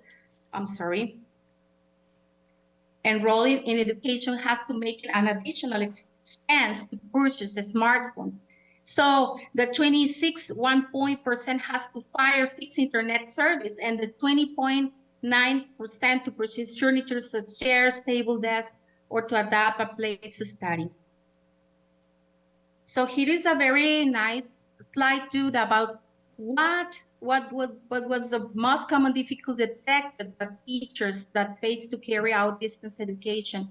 So we can see now the real problems that we were having in Mexico about during the pandemic, and the biggest problem was the lack of connectivity. Then it comes work without the lack of technology of equipment. Then it comes at the lack of distance education, and if they feel unmotivated, the students feel unmotivated, or the teachers, family health, problems like uncertainty because of the pandemic, personal health, and require individual guidance and others.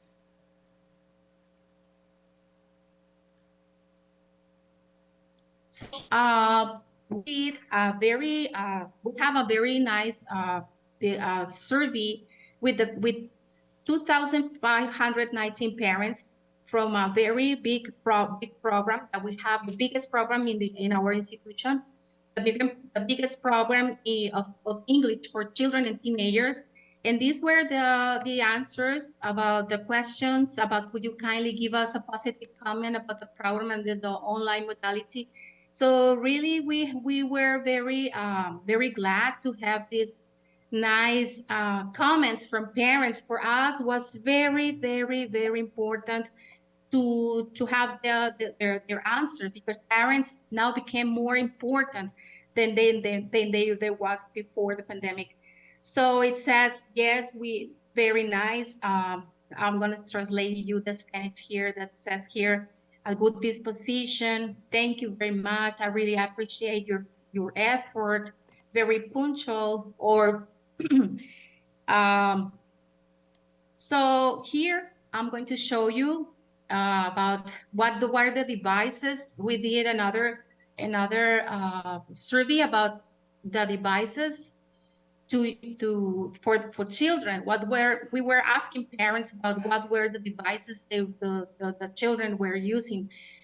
I want to say that they were children from 8 to 14 years old. So the cellular phone was 50.3%. The most used was the laptop, and then comes the computer from desk, and then the iPad with the 17.6%, and then tablets. So here, now, the road to recovery and acceleration in Latin America. This very nice slide shows us what was the recovery, the return to schooling, recovery from learning losses, and acceleration. It is in the document that I'm going to share with you. So it says that safely reopening schools, re-enrolling, preventing dropouts, consolidating this curriculum, assessing students' learning level, implementing learning recovery programs, so addressing psychological needs, very important, and addressing the digital gap. So what are the challenges now from Mexico? With the urgent strategies to guarantee connectivity, the academic proposes to make technology and devices accessible, create more new schools for students, free access to public areas in a remote community as well, providing incentives for innovation. In addition to promotion associated services such as electronic government, application of information technologies, and knowledge of the public administration in order to promote the use of technologies and those digital literacy. So where we are now, in Mexico, the development of social-emotional skills of students and teachers is now promoted with more intensity in all programs, in all levels, in all education levels. The institutions in Mexico, the institutions in Mexico with the new return to face-to-face,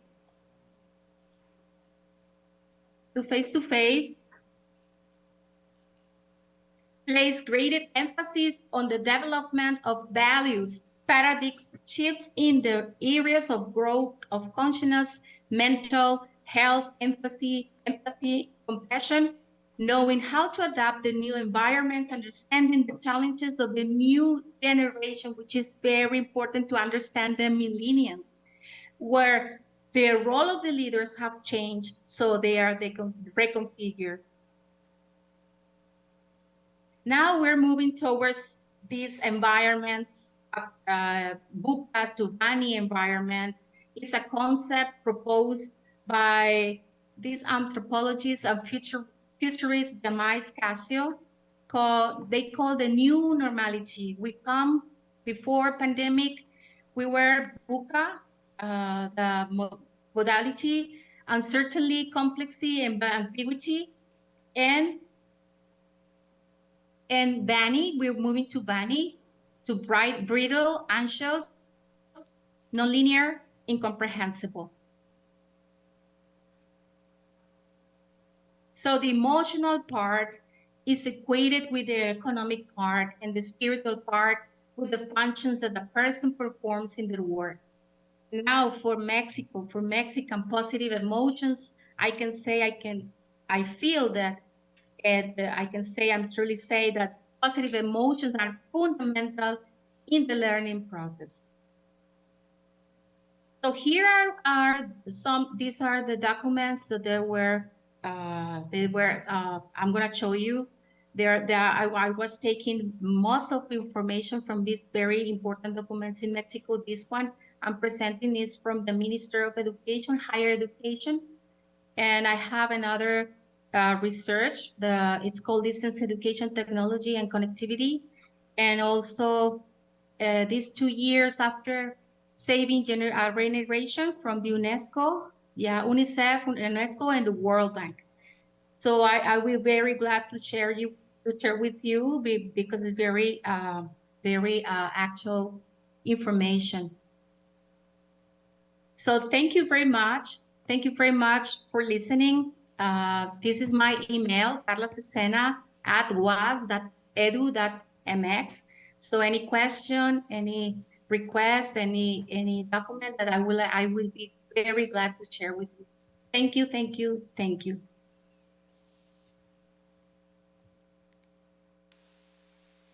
네, 고맙습니다. Thank you. 카를라 마그다레나 교수님께서 So Professor Karna Magdalena delivered such a great input in the current status of education. Thank you once again. Now we would like to have a Q&A session with a moderator and panelists. So the panel session will be led by moderator Jian Lee, professor of Ina University, and from Morocco and South Korea, 2 panelists are with us. Dr. Kim Song-bong, external expert at ISCO, and Mr. Gogo Suarto, education attaché, Embassy of Indonesia, are joining us today. Good afternoon, everyone. I'm Jian Lee at Ina University. It was very informative, very powerful presentation from the cases of Philippines and Mexico. And I can definitely see that there was the challenges of the pandemic has actually imposed on all of us around the world can be summarized into 3 keywords, I guess. The first one was infrastructure. And the second one, connectivity, access, like the internet. And the third one was providing pedagogical model for enabling teachers to teach in this new environment. And adding to that one also, I guess the previous presentation by Professor Carla Magdalena, she also emphasized on how we address the affective domain, which was really kind of significantly threatened during this isolation caused by pandemic. So yeah, to summarize, that was my 5-cent summary of this presentation. And I think we have 2 panels, and let me ask you, okay, Dr. Kim, are you there? And also we have Dr. Suharwato. Yes, I Okay. can hear you. I don't see the, excuse me. Sorry, I was asked to moderate in Korean. 네, 안녕하세요. 방금 소개받은 이지연, 인하대학교 이지연입니다. 네, Hello, 저희가 I'm 지금 Jian Lee of Ina University. 잠깐만요. 아이세스코의 김성봉 We have Dr. Kim Song-bong of ISESCO, and we have Mr. Suharto of Indonesian Embassy in Seoul. I have listened to the 2 presentations and I've thought about 2 questions. And first, I will read through the questions first, and if you would like to answer to those questions, I would like to encourage you to do so. First of all, countries around the world are suffering from learning losses because of the pandemic, and also they need to respond to the 4th Industrial Revolution, and they have to transform educational system in order to respond to such changes. And one more thing, there's one more serious issue. In the case of emerging countries, there's a large digital divide because of infrastructure and because of the matter of connectivity. Utilizing technologies as was suggested by Mexico and the Philippines, we should be able to develop pedagogical models and accumulate experiences in this regard. With regards to utilization of technologies, in case there's lack of technological infrastructure, how are we going to resolve these issues related to educational transformation in the area of digitalization?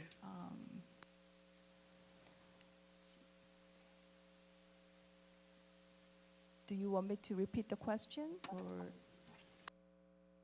혹시 질문을 다시 한번 드릴까요? 네. Do you want me to speak in English or Korean? 네, 한국어. 혹시 제가 질문을 다시 한번 반복해야 돼요? Do I need to repeat my question in English? 김성호 박사님께서 한국어로 말씀을 해주시면 Dr. Songbong Kim may answer in Korean. 네. 네, 감사합니다. Thank you very much. 저는 지금 모로코에서 접속하고 있고요. I'm connecting from Morocco. 아이세스코라는 I'm working for ISESCO. 아이세스코는 ISESCO 54개 이슬람 문화를 배경으로 is a global organization of 54 Islamic countries. 이슬람 54개 국가의 유네스코라 생각하시면 됩니다. And think of it as a UNESCO for 54 Islamic countries. And 27 of them are located in Africa. And I'm mainly responsible for enhancement of educational capability of these countries. I develop educational models based on ICT, and I provide digital education programs to those countries. In the case of emerging countries, especially African countries, they lack infrastructure and electricity. They lack infrastructure for digital education. During the pandemic, when schools were shut down, there were learning losses. Learning losses immediately occurred.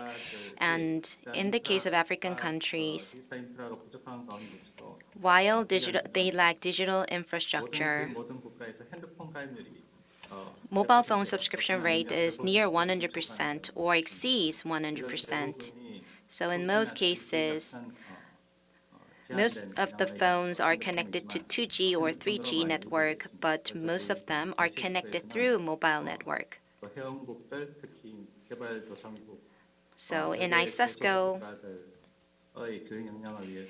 to enhance educational capability of low-income countries for ICT education, we're focusing on programs to supply digital devices, and also we're promoting remote educational platforms using those mobile phones. So, we're developing programs with low information density or data density so that they could learn from, so that students could learn from on a remote basis. There are countries where infrastructure is insufficient, but in Morocco, unlike Western African countries and etc., internet network is well established and power supply is stable. Therefore, that's why I'm connected to you and have a smooth Zoom meeting with you. In the case of Morocco, there's a special system in place. Public school teachers should spend at least 3 hours per week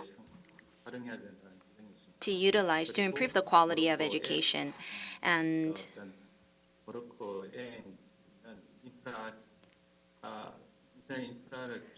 based on the infrastructure in place, they're making attempts for online education.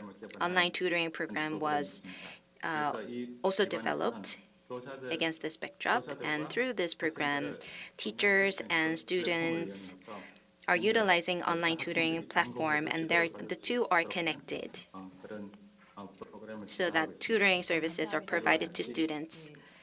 Thank you very much. We have time constraints, I'm sorry. I just wanted to mention that there are diverse attempts. Even in the case of emerging nations,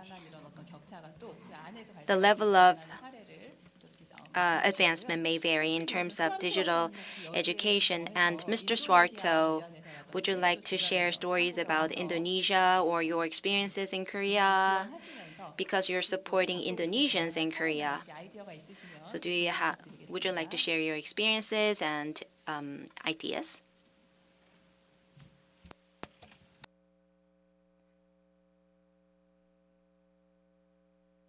수아르토 박사님. Dr. Suarta? It's my turn?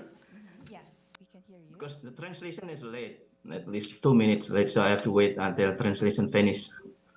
Okay, thank you, Dr. Jion Lee, Carla, Magdalena, and Mr. Kim.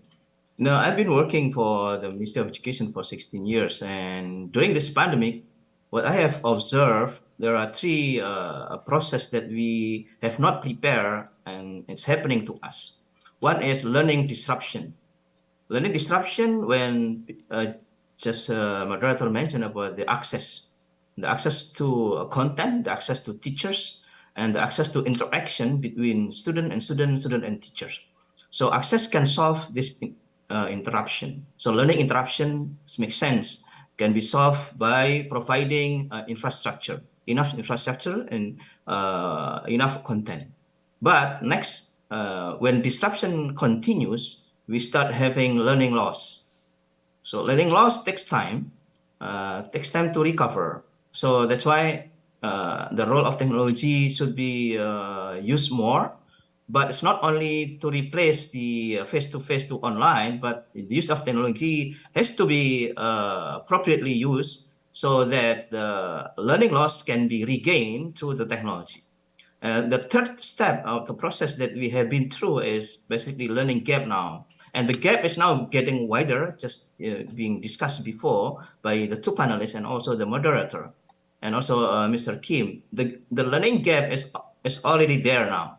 And now we are being challenged by how we can use the technology so that the learning disruption, learning loss, and learning gap can be solved.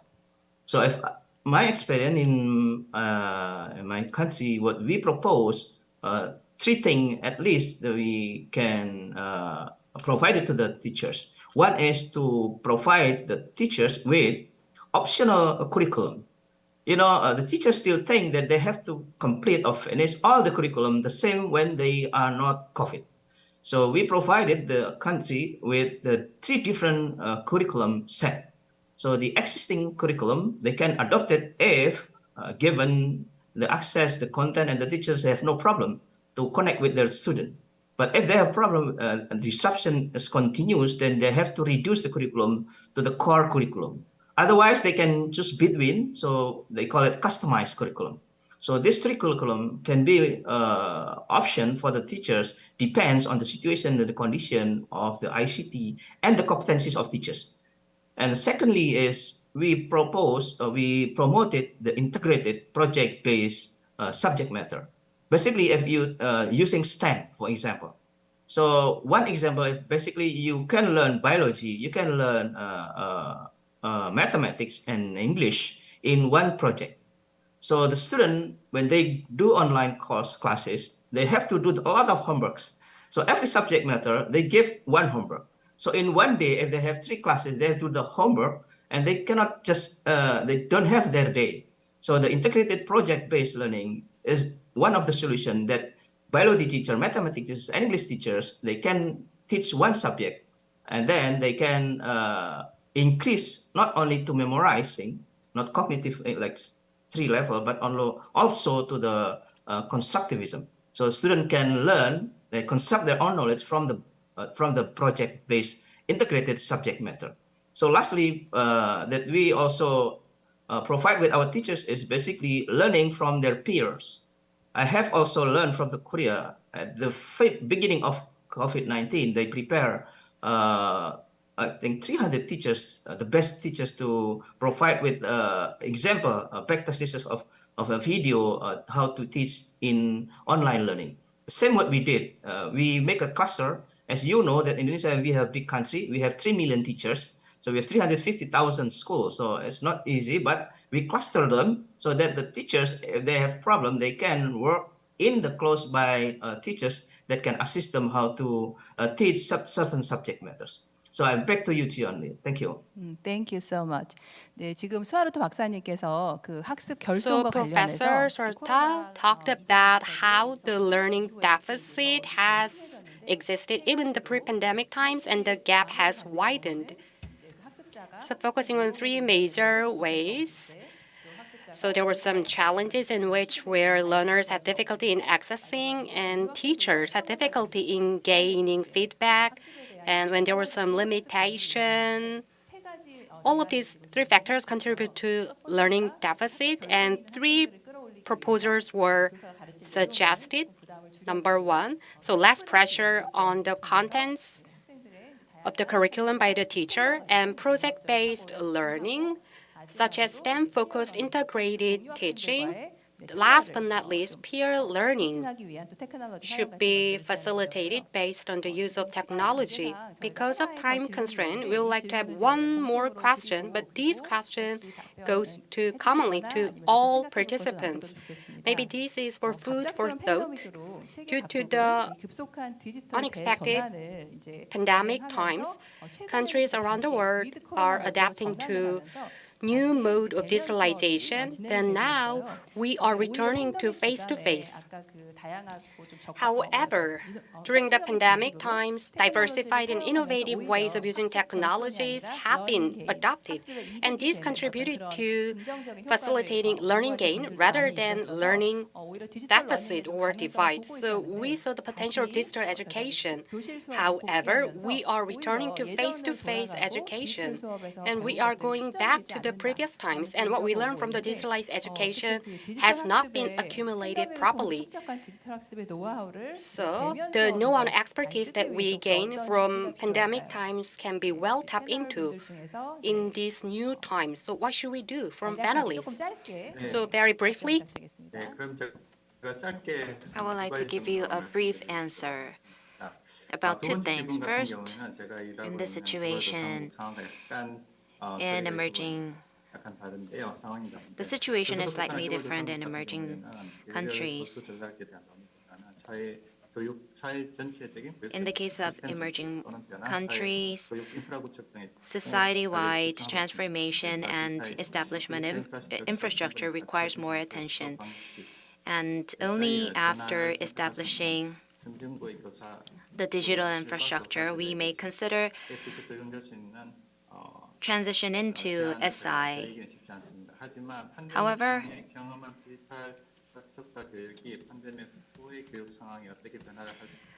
whether we could, I think you asked about ways to apply digital or to apply our experiences during the pandemic to the in-classroom teaching environment. And in Islamic countries, there are many limitations in female activities. And if there is no school accepting girls, they need to abandon their learning activity. They should give up on their education. And digital education has ushered in an age where they could continue their education at home. And it is difficult for emerging countries to hire schools, but digital learning platforms, education platforms, may address the issue of lack of teachers. And also, it may give them opportunities to improve the quality of education. Thank you very much. We're very sorry, but we're under time constraint, and therefore it is difficult for us to ask more questions and get more comments.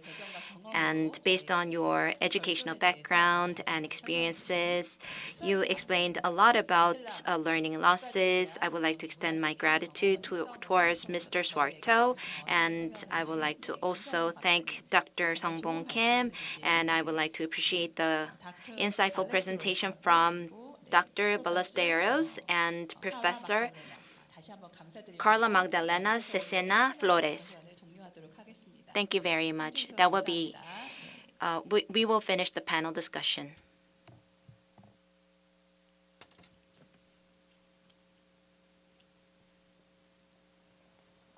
네, 고맙습니다. Thank you very 이렇게 제1 much. 세션의 발표와 That was the end of the first 토론까지 함께 session. 해보았습니다. 예, 이렇게 첫 번째 세션을 모두 마치도록 하고요. 바로 제2 세션으로 And we will begin 들어가보도록 the second 하겠습니다. session right 세션 away. 2에서는 코로나 이후 교육적 And during the second session, we will mull over ways to be connected with each other again as we begin the efforts to recover our normal way of living in education after the pandemic, and listen to the ideas and cases concerning the future of higher education, considering student mobility. Join me in welcoming Professor Yeom Jae-ho, President-elect of Taeje University. 예, 반갑습니다. Good afternoon. 염지호입니다. 오늘 이렇게 중요한 회의에서 Thank you for inviting me 디지털 트랜스포메이션의 시대에 고등교육이 to 어떻게 this 바뀌어야 되는가 하는 그런 미래에 대해서 이야기할 수 있게 돼서 굉장히 기쁘게 important occasion. 잘 아시는 대로 As you well know, you have heard a lot about Peter Drucker. 잡지에서 인터뷰를 하기를 In his interview with Forbes, he said in 30 years, all university campuses would become historic relics. And Thomas Frey 미래학자인 토마스 프레이가 is 2030년 정도가 되면은 현재 있는 세계 대학들의 절반 정도가 once said that half of the university in the world will disappear around the year 2030. So they're talking about massive changes. And according to New York Times, universities are not for enlightenment. They're considered unemployment factories. 이런 얘기까지도 하고 있습니다. 하버드 대학의 사무엘 And 아르츠만이 Samuel Arbsman of Harvard announced this result based on the information that he accumulated from libraries, and he mentioned that everything we knew had an expiration date. In the case of physics, in 13 years of time, 50% of the physics books will become obsolete 13 years after their publication. And we say that organizations like church and universities will never disappear, but we can see their functions are changing and disappearing. If you view many cathedrals in Europe and churches in Europe, they're no longer places for masses, they're places for entertainment. And many churches in Europe have turned into family restaurants and bars, so they sell liquors. Why is this change happening? Because in 21st century, it will be a completely the 21st century will be completely different, and Ray Kurzweil talked about this 15 years ago through his books, The Singularity is Near. He said by 2040, he mentioned that all humankind will be transformed into a new species, and he said that 50% of the human capabilities will be replaced by IT embedded devices or mechanical equipment. And so he mentioned that the humankind by the year 2040 will be completely different from the current one. And there was a book titled Homo Deus, and Yuval Harari once mentioned that humankind will be considered as godlike figures. However, our education is still focused on memorization of simple knowledge. And if we keep doing that, would that be meaningful? If we use smartphones, we carry all kinds of knowledges in our hands if we carry smartphones, and I wonder whether there would be a point for us to memorize such knowledges. And the same thing happened back in the 19th century or 20th century. In 1900, the Easter parade was carried out in horse carriages, but it was replaced by cars. And they wondered, at the time, people wondered if horse carriage drivers will lose their jobs. But we can see that the number of available jobs for them has increased because they now drive cars instead. But if you stick to the original, or if you stick to the original framework, it will stop us from carrying out transformations, innovations. This is a report announced by Harvard this year. If you take a look at the report, after the pandemic, this shows how we're going to carry out education in the new age after the pandemic. And they're talking about enriching contents and enriching the Harvard community. This concerns enriching of Harvard community. And Michael Crow used to serve as a dean of Arizona State University, and he replaced the existing classes into online ones. And they are carrying out numerous educational transformations there in Arizona State University. They used to be a small university in a town, but they have numerous students worldwide at this moment. And in the case of Stanford University, 3 to 4 years ago, they're telling their professors, engineering school professors, to build 20-minute classes for online streaming. And they have recruited many producers for content creation. So they're trying to spread the knowledge throughout the world, and they're not focused on classes alone because it could be replaced by MOOC and Coursera, and they're focused on introducing a new form of higher education. Mass education is about delivering knowledge, about delivering explicit knowledge. In the 20th century, it was considered efficient, but we need to increase granularity in the level of knowledge, and at the time, we focused on delivering such knowledge to students, but problems have become very much complex, and therefore we cannot utilize the same knowledge for 20 to 30 years, and therefore design thinking, creative thinking, critical thinking have become important. And training for those thinking have become important, and group-based problem solving has become important. However, many Korean universities are still focused on delivering knowledge through classes, so we lag behind in this sense. Taejae have 5 majors. First-year students learn about creative thinking, communication, and etc., and they work on a collaborative basis, and we emphasize diversity, empathy, and we emphasize global values, and we try to deliver those 5 core human skills in the first year. And starting from the second year, we send students for 6 months to advanced nations around outside Korea so that they could carry out problem-based projects. And they're free to take 5 majors. And since we're online-based, since we are teaching based on online courses, they may freely participate in those classes, and we deliver classes based on online active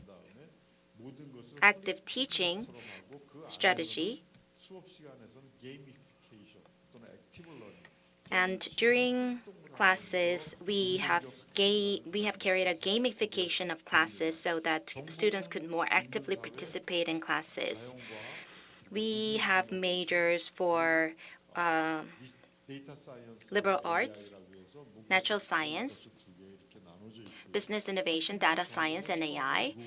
And students do not select their major upon entrance. They select their major in their third or fourth year. And if they take about 7 classes, we give diploma and we recognize that the person has received or has studied such a major. We have a pedagogical model or tool called LXP, so that our students could utilize their experiences back in high school and in college, and so that they could also utilize their experiences after graduating from college. And utilizing such experiences, they could design their future career goals. And we are carrying out global civic projects and capstone designs. And even though we provide online classes, but if we're in Seoul, and if they're studying abroad, they are staying in dormitory in residential colleges. For instance, they may visit countries like the US and Russia, and they study the reason why the US have become the #1 country in the world. So they're learning based on problem-based strategies, and they also learn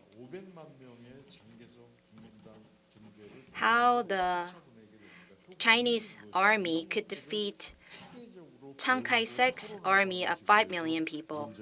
So we are trying to teach them based on problem-solving strategies.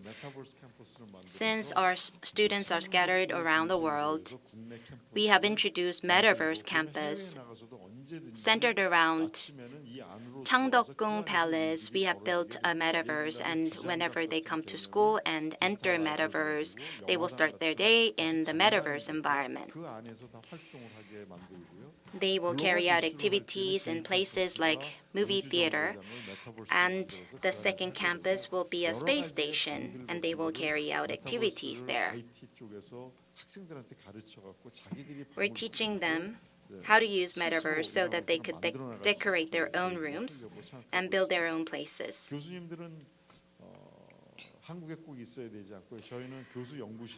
We don't have faculty rooms in Korea. Of course, if they visit Korea, we provide shared offices inside the university's headquarters.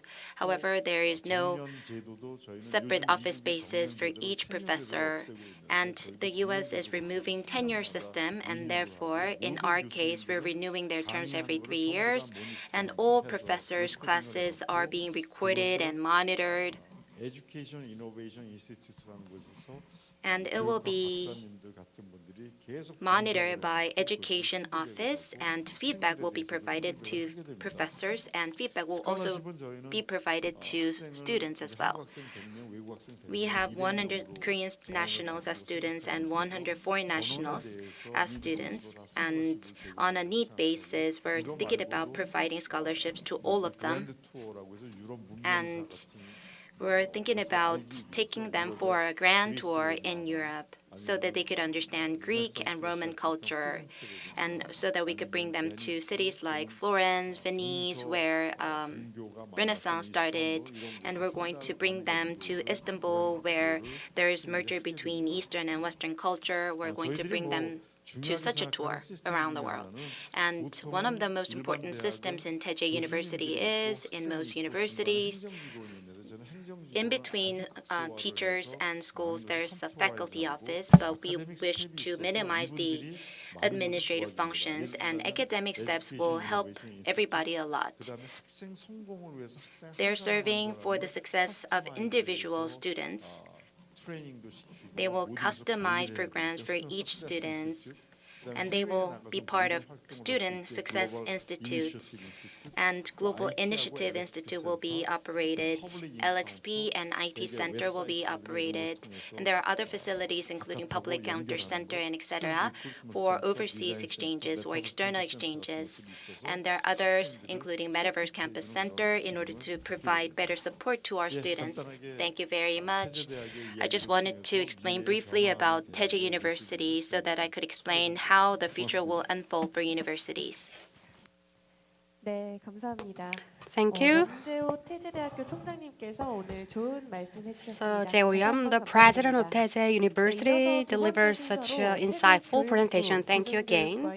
Next, Dr. Smarta Muangsala Pasat, educator and professional level at the Ministry of Higher Education, Sciences, Research and Innovation, Thailand, will deliver a presentation. Please give a big round of applause.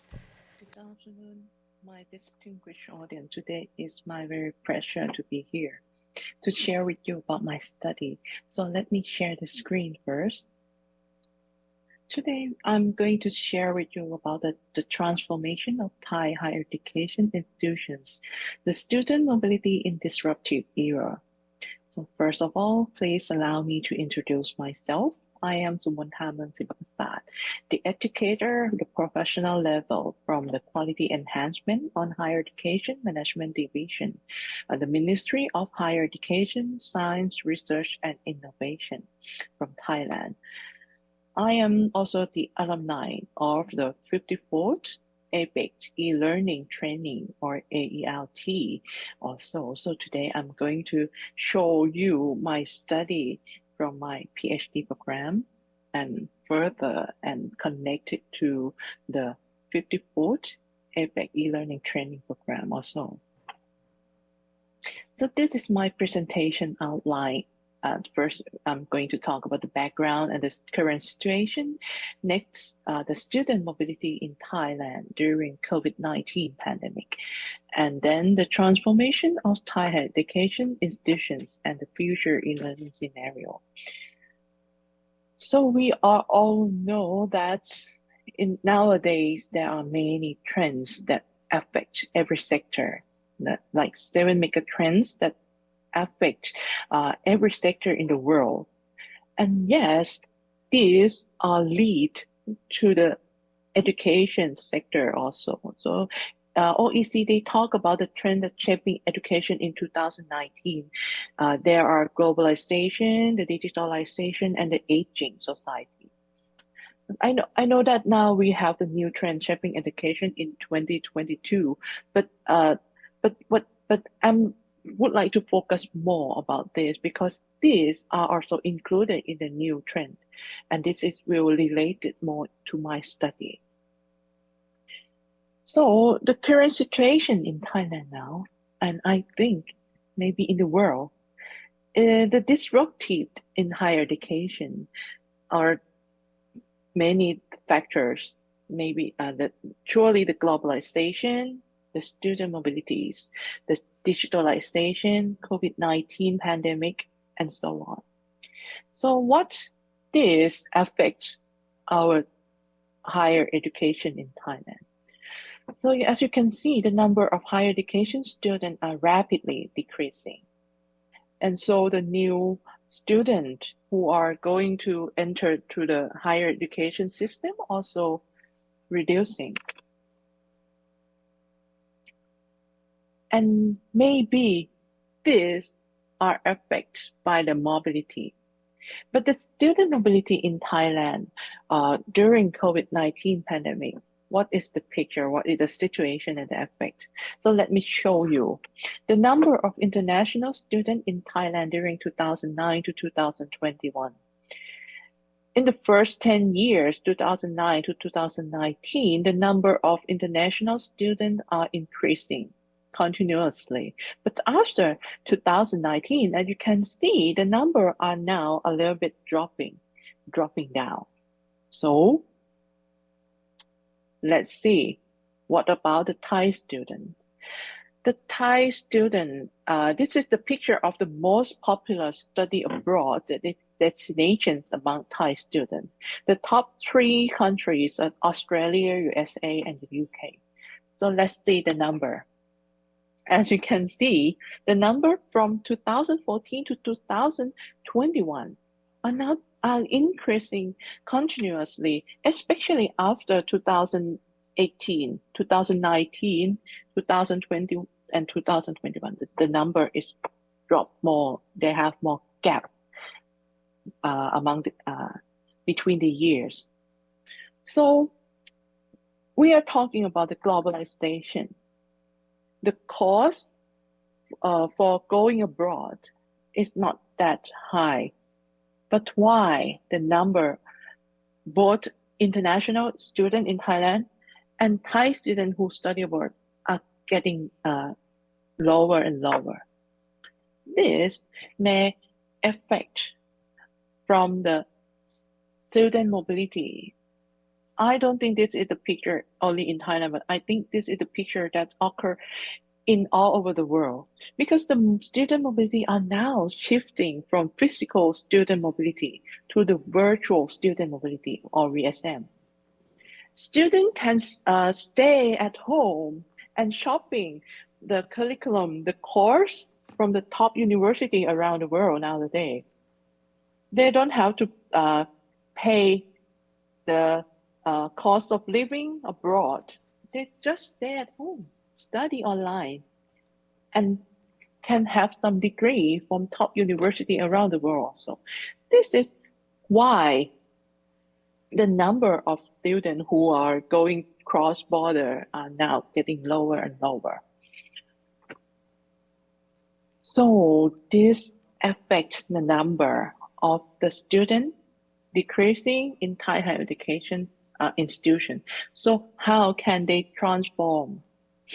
So what are the future scenarios of transformation in Thai higher education institutions?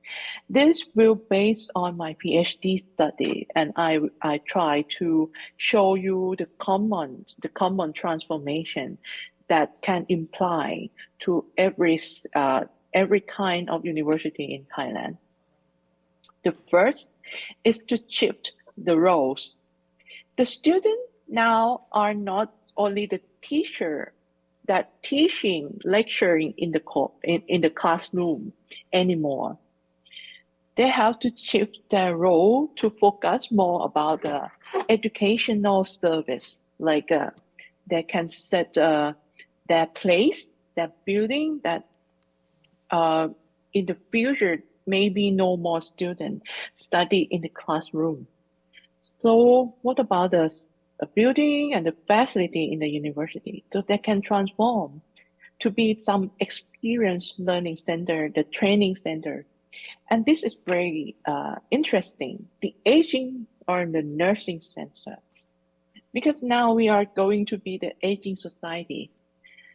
And most of the university in Thailand have the medical school, nursing school. So they have maybe some university have their own hospital. So, but why don't they transform their roles to service more in this part?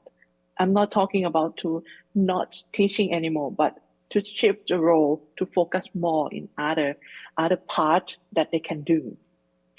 The next scenario is the teacher development. The teacher development, I means the faculties in the universities, some of them still have the mind that they are teacher.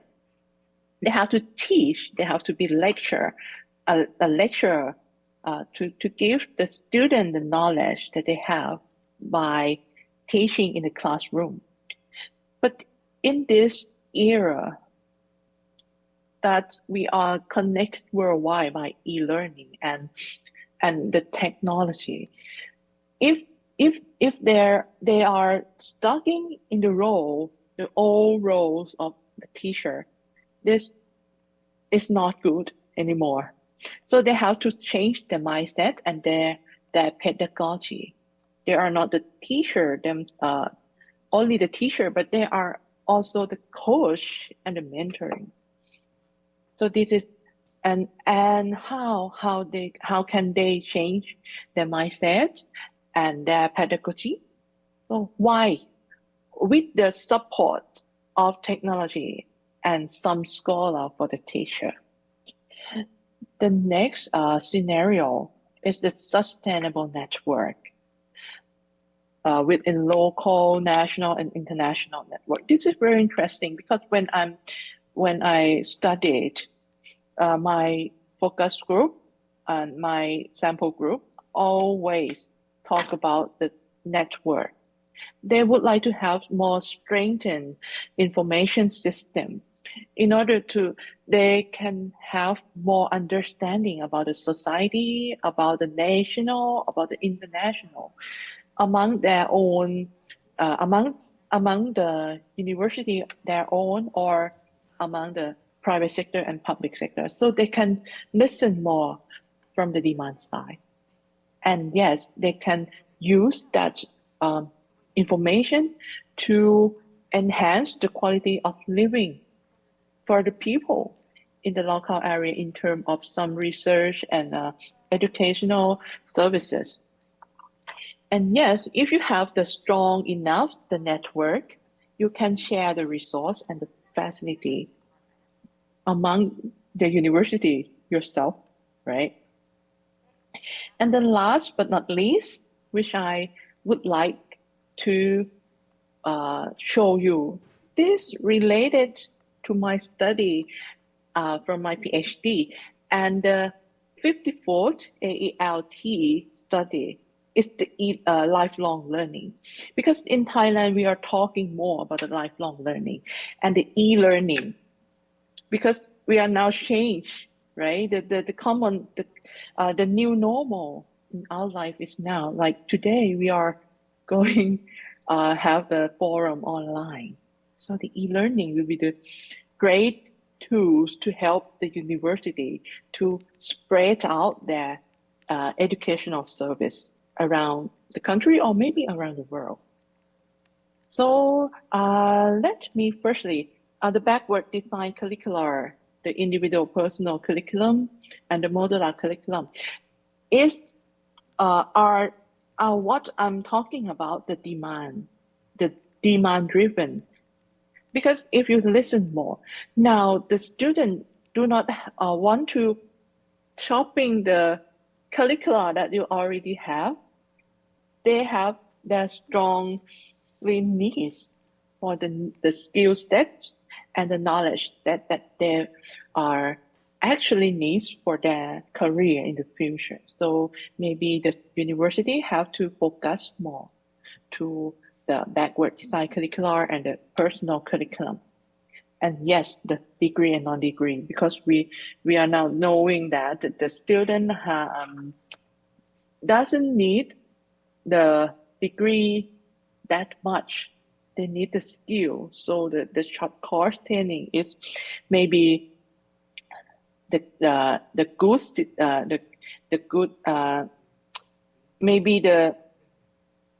new ways to expand your service and gain more income to the university.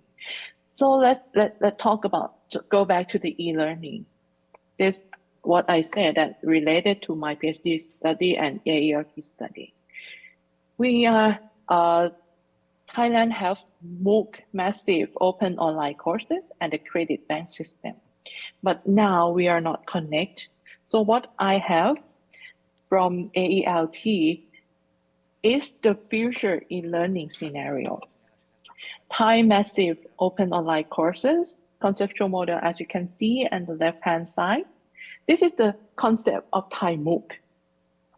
Students or people can come here to to select the subject and the courses that they would like to have without any registration fee.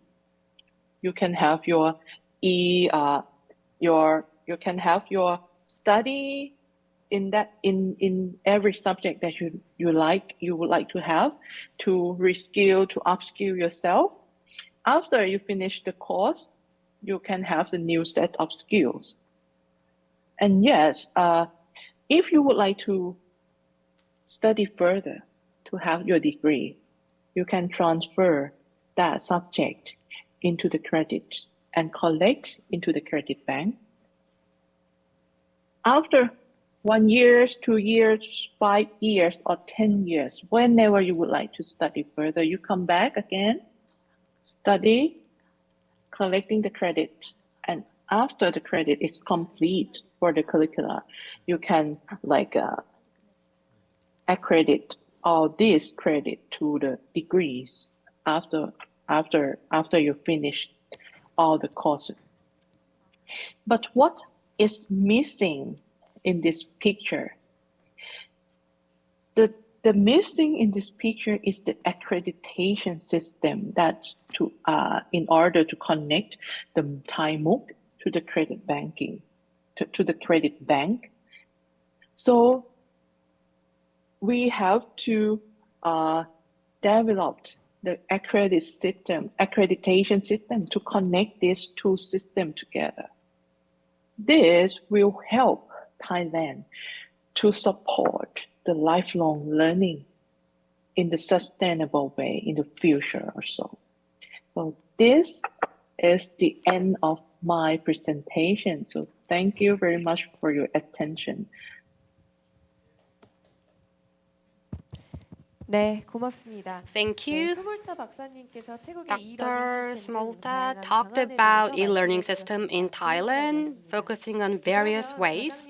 Thank you once again. And we would like to invite a moderator and panelist for further discussion. So Professor Umbeli from Gyeonggi University will serve as a moderator, and Dr. Yam will also be part of panelists. Please give them big round of applause. We'll now begin the second session panel discussion. I'm Umbeli, professor of Gyeonggi University.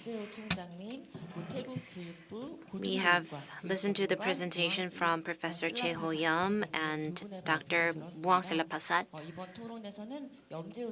During this panel discussion, we have invited Professor Che-ho Yam to discuss the future of higher education and student mobility. Thank you for participating in this panel discussion. Our educational sector is faced with many challenges. Taejae University is proposing transformative educational models. And when we prepare for the future of education, higher educational organizations are making forecasts and are making informative decisions, I guess. My question to you is, while we prepare for the future of higher education, what kind of decisions are you make? And to that end, what kind of data, information, and basis information are you using? In the 20th century, in the 21st century, things have changed a lot, and education should change as well. That's what I think. And such new attempts should be made based on certain basis. And I think you're asking for that. First, we review the talents that our companies want, and the knowledge that they get in college is not considered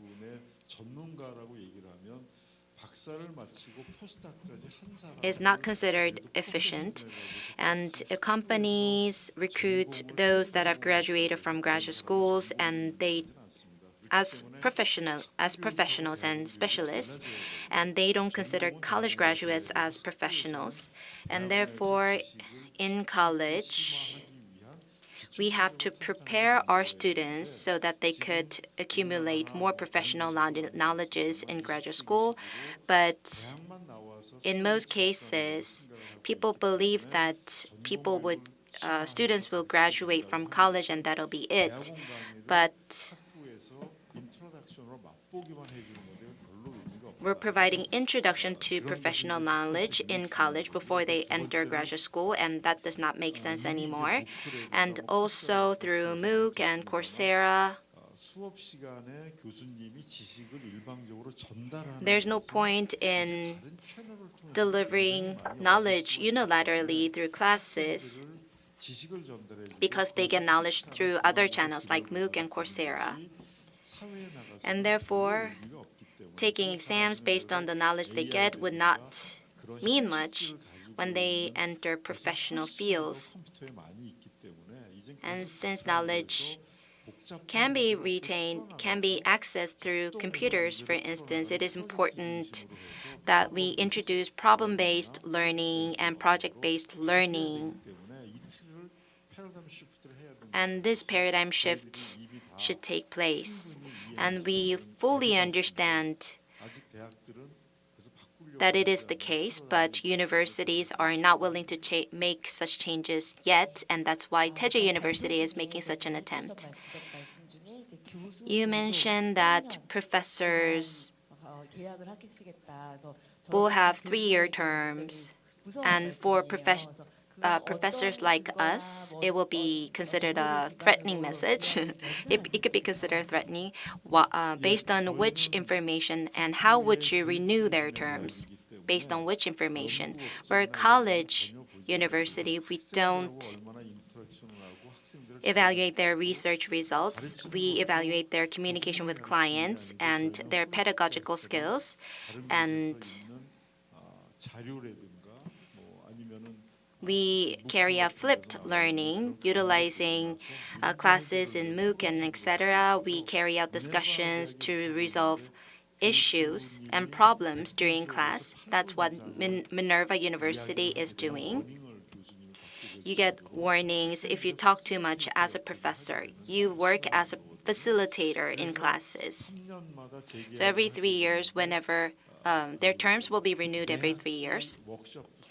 And through workshops every semester, we will think about ways to best teach students what they have to learn.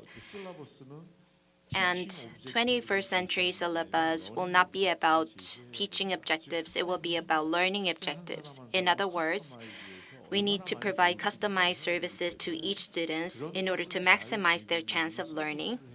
And therefore, the services that best provide such services will see their terms renewed. But if you deliver knowledge unilaterally,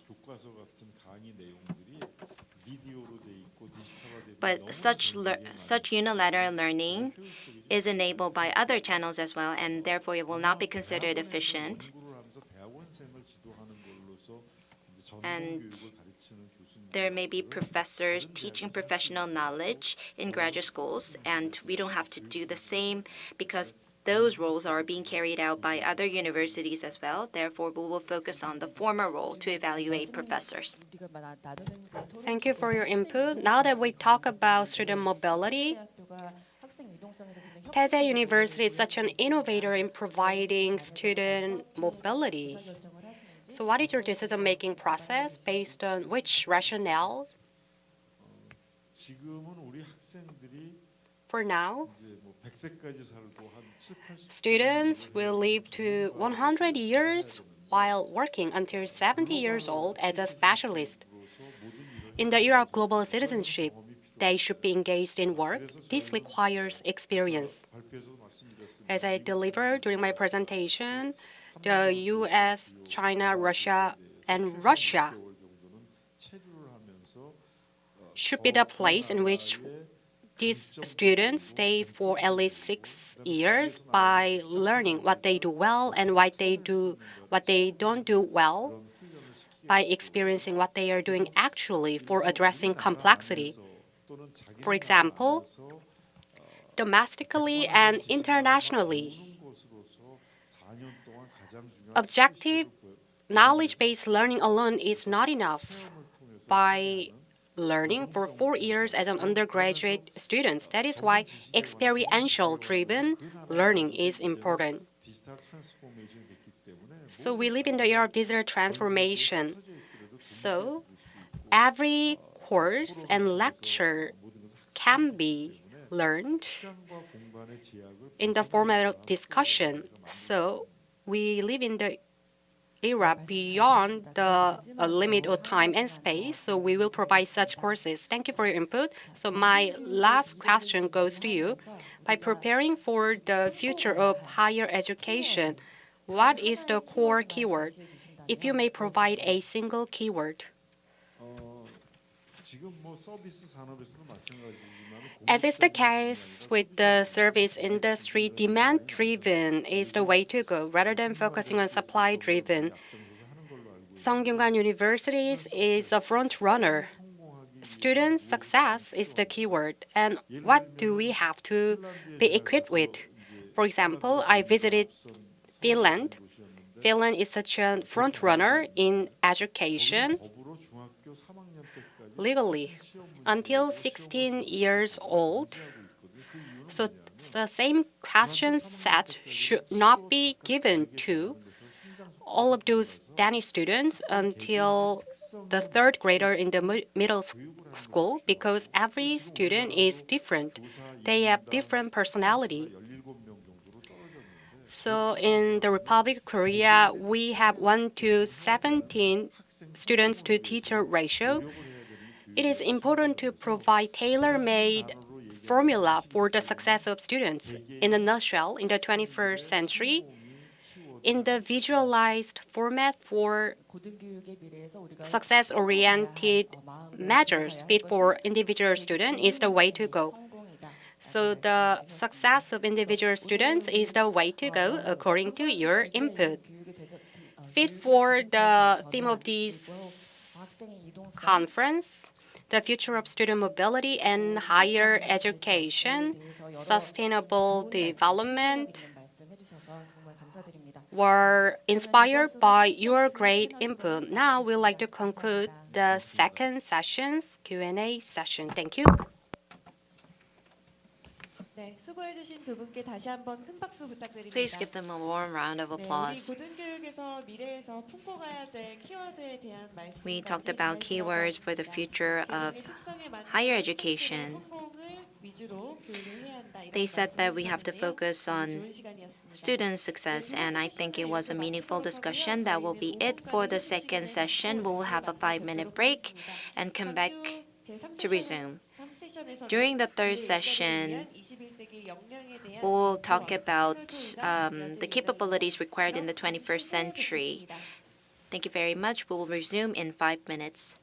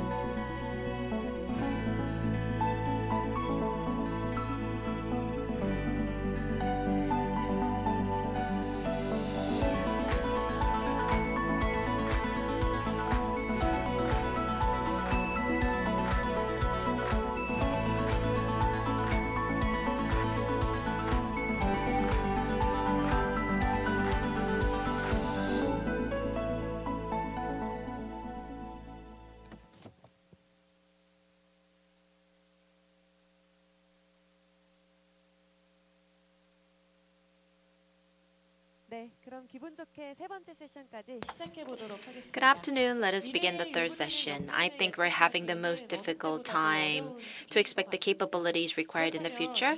What will be the capabilities required in the 21st century? We will listen to those that are working at the scenes with regards to capabilities responding to changes and crises. Let me introduce the first presenter, Ms. Michelle Sarabilio, specialist of Shimio Inotech. Please give her a warm round of applause. Good morning, good afternoon, and good evening. I'm Michelle Sarabilio, a specialist of Shimio Inotech's Learning Development and Management Office. I'm grateful to have this opportunity to share with you some of the highlights of the regional conversations that we hosted on the topic Reinventing Schools. It's time to reinvent our schools, a school of everything, a school for everyone. I'll talk you through the background and context of the conversations, why we thought it was important that we hold the space for such. Then I'll present the 9 themes that emerged out of the discussions. These are the 9 critical areas that must be considered in reinventing schools in Southeast Asia. My presentation today will focus on one of the 9 areas, the need to reinvent the learning environment. Events of the past 2 years have led us to redefine the institution we call the school.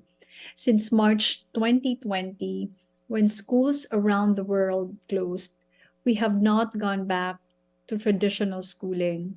The ministries of education in Southeast Asia quickly responded by identifying what is worth teaching and learning.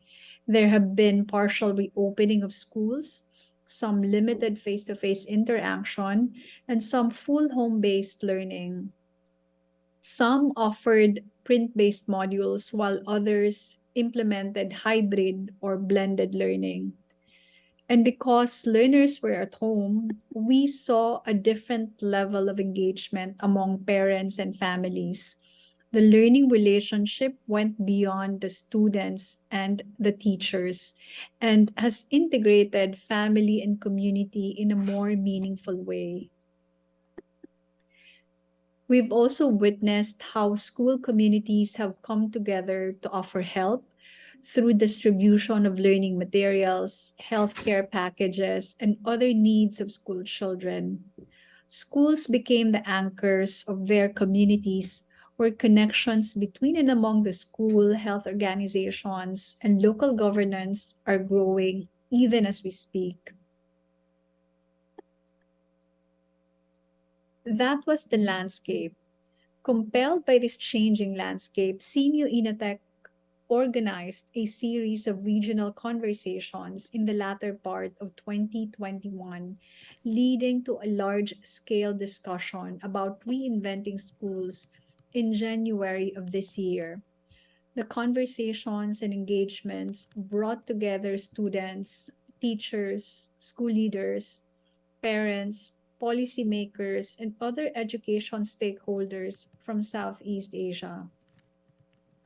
We thought we needed to focus our collective energy and wisdom on the question, how might we reinvent schools for a better future for every learner in Southeast Asia? We feared that not doing anything or not talking about this critical question would have serious consequences. 1, we might lose the lessons we have gained from the past 2 years of the pandemic and risk going back to the old ways, or fail to prepare if a similar crisis happen in the future. We also hope that the ideas and knowledge generated from the conversations would contribute to the global discourse on the future of schools beyond COVID-19 pandemic. And so in the conversations that we organized, while we did recognize the difficulties and challenges to be addressed due to the varying context of our learners, the limited resources, and all the other issues, we highlighted the bright spots, the innovations, and what worked over the past academic year that would motivate and energize us to rethink the future of our schools. This process surfaced and fostered an understanding of people's ideas, aspirations, and reflections about reimagining schools.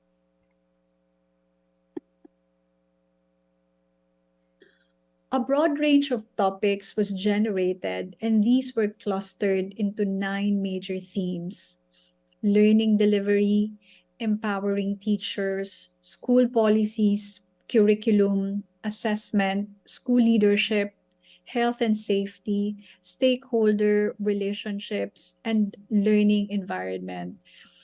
These are the 9 elements that must be looked into if we want to rethink the why, the what, and the how of education and reinvent the schools in Southeast Asia. I'll zero in on reinventing the learning environment.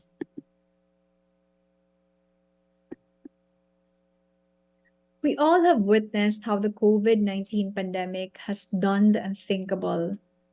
The global closure of schools and changing the way we teach, the way we learn, and the way we engage practically overnight. There is a strong call to rethink the learning environment. So how do we do that? Students have experienced new arrangements and learning spaces beyond the 4 walls of the classroom and beyond the clockwork. We have to break down the barriers between learning inside and outside the school. Homes, virtual and community spaces are venues for learning too, and education can happen on a student's own time. The picture of having a group of students in one room all doing the same thing at the same time has to change. Second, to reinvent the learning environment, we need to put the students at the center. Make the learning environment safe, engaging, playful, joyful, and welcoming of diverse learners. A safe and joyful school is a school that can be called a home, where everyone feels welcomed and valued. In the forum, the lines, every school a home, every home a school, were often mentioned. There is also an imperative to recognize more and more that technology is an integral part of the future of learning. It can facilitate the creation of platforms and tools, heighten student engagement, and connect communities of learners that make learning and interaction more meaningful and richer. In the conversations, here's what the students shared as their aspirations. Wherever and whenever the learning takes place, find time to ask how the students are doing every day. Regularly monitor the school climate through check-ins, one-to-one, or group conversations. Know the students' home situation and encourage them to share their stories, both the difficult and happy ones. Create a comfortable, relaxed, and flexible learning environment or learning atmosphere. In a student-centered environment, teachers and non-teaching staff communicate with empathy and care. The students are given the voice and choice about what they want to learn and when they want to learn them. Cultivate a joyful learning environment where both teachers and students have fun.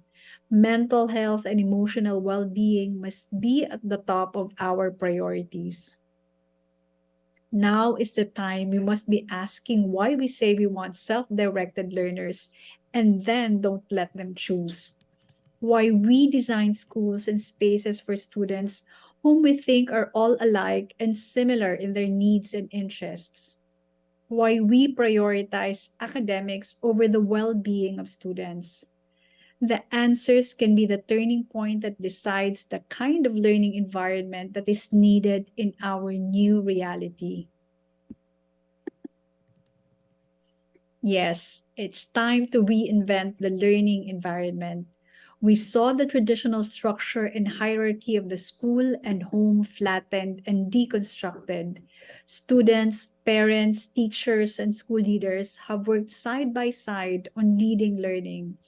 There is a potential for new learning environments co-created by students and teachers and other members of the community. Imagining the learning environment and spaces, them being flexible, expanded, enriched, is not that difficult. Somehow we've experienced them during the lockdown and school closure, or perhaps not. But what's important is that we ensure that the learning experiences and spaces we build is one that is informed by the months or even years we've spent remotely in reflection of what could be possible. Let it be one that embodies our dreams, making learning joyful, nourishing, and at the student's own pace. Thank you. Thank you for listening and thank you for this opportunity.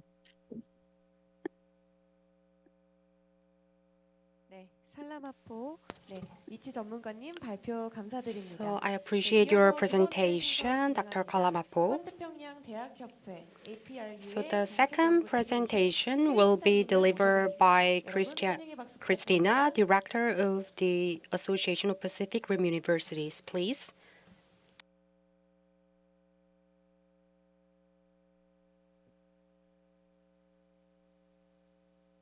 Please start your presentation.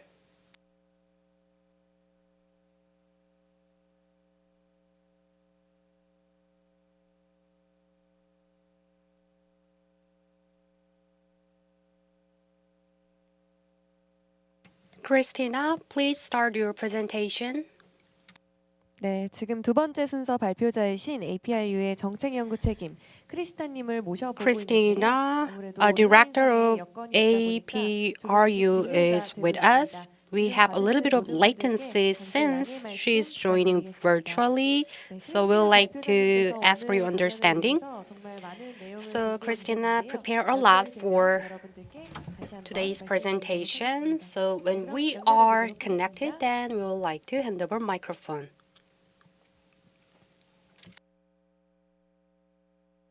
Hello, good afternoon from Hong Kong. Greetings from Hong Kong. So I'm Christina Schönleber from the Association of Pacific Rim Universities, and thank you very much. I'm very happy to be here, to be invited to speak on this very important session in this final panel. So for my talk, I briefly will give an introduction about APU, and then I will present to you. Let me just move my slides on. Yes. Then I will present to you how we have supported our students and academics that we are working with to build their competencies to successfully navigate an increasingly uncertain world and be prepared to address priority global challenges. And as part of this, I will provide you with a few examples how we have been supporting students and scholars on this journey over the past 3 or so years. APU, really briefly explain for colleagues who haven't heard from us yet or about us, is a network of leading universities linking the Americas, Asia, and Australasia. And we like to think of us as the voice of knowledge and innovation for the Asia-Pacific region. Our collective members, as you can see on the slide here, offer unique regional connectivity. And we at APU build on the amplifying impact of our members, the 2 million or so students and about 200,000 faculty members that come through the membership. And the research and innovation capacity enables us to collaborate for impact, to solve key societal challenges and of the region.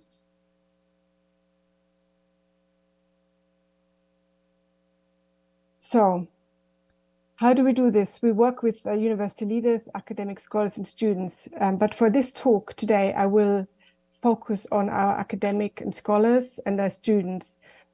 So before the pandemic, we worked mainly face-to-face with our audience, with our members, and through meetings and getting to build networks. The pandemic came and everything changed, as you can imagine, as it has happened, I'm sure, for everybody.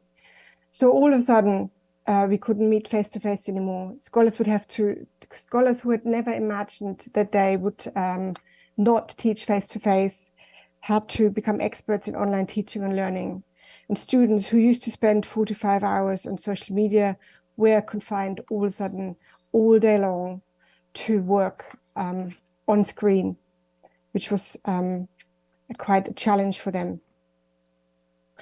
So fairly quickly we realized in 2020 that skills and competencies, which were very important in a world where we operate mainly face-to-face, had been superseded by new and different aptitudes. So, for example, being able to cope, being able to adapt quickly and continuously to an increasingly uncertain world required completely new core competencies. Suddenly, the most important skills for academics and scholars were to have technical understanding. They're closely followed by adaptability, resilience, planning, and organizing. And for the students who had all of the technical understanding and the digital skills, the important competencies all of a sudden were also adaptability and resilience and well-being. Here we mean well-being as a skill, the skill to cultivate healthier habits of mind and body, which have been so important over this last 2-3 years over the pandemic. So I just want to mention a couple of examples. So we set out to support our members in the development of courses and activities that they needed to develop and strengthen skills that they were now looking for to build. For academics and scholars, we developed the teaching in virtual environment webinar series in collaboration with learning and teaching experts who had been developing global STEM programs from our membership. The 12-part series sessions ran over a whole year, were set up to provide a peer-to-peer learning platform really for academics. And each session addressed different challenges, immediate needs of everyday educational problems, such as how to adjust safeguards of course exams, or how to retain students' focus and attention in an online learning environment.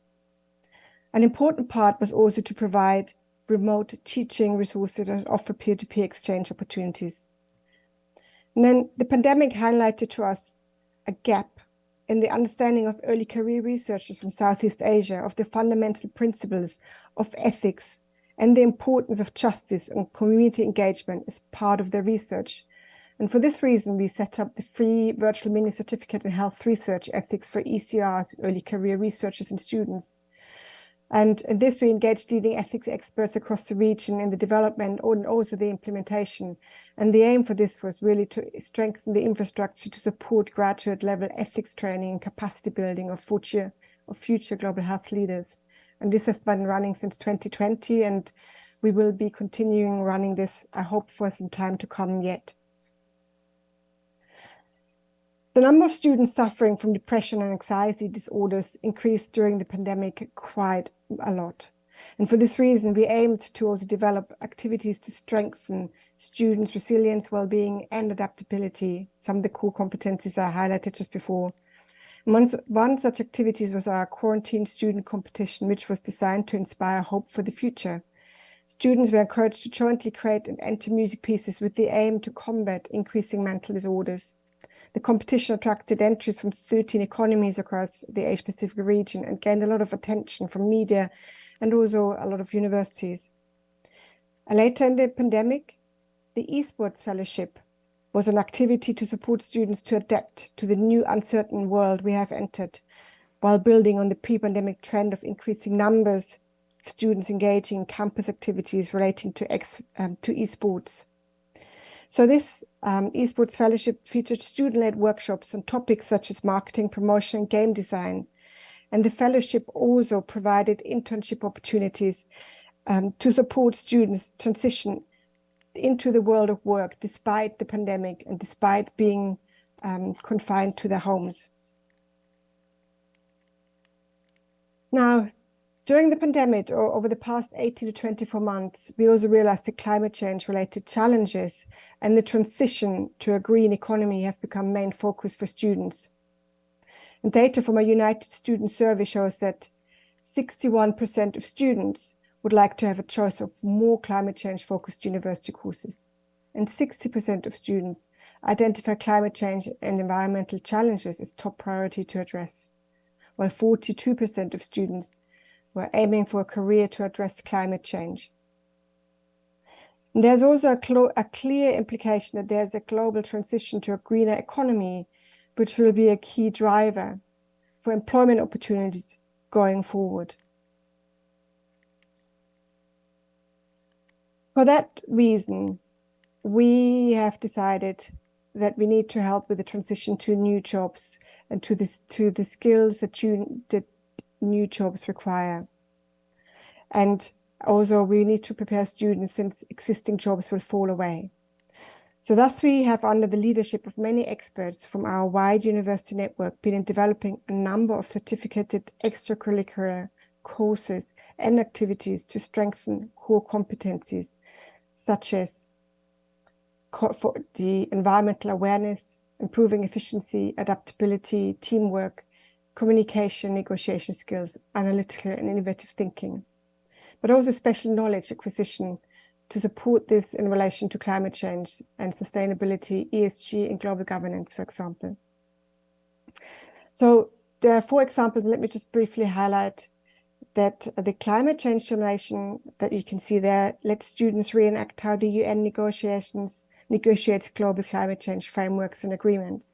So students basically are put together into UN delegations for negotiations.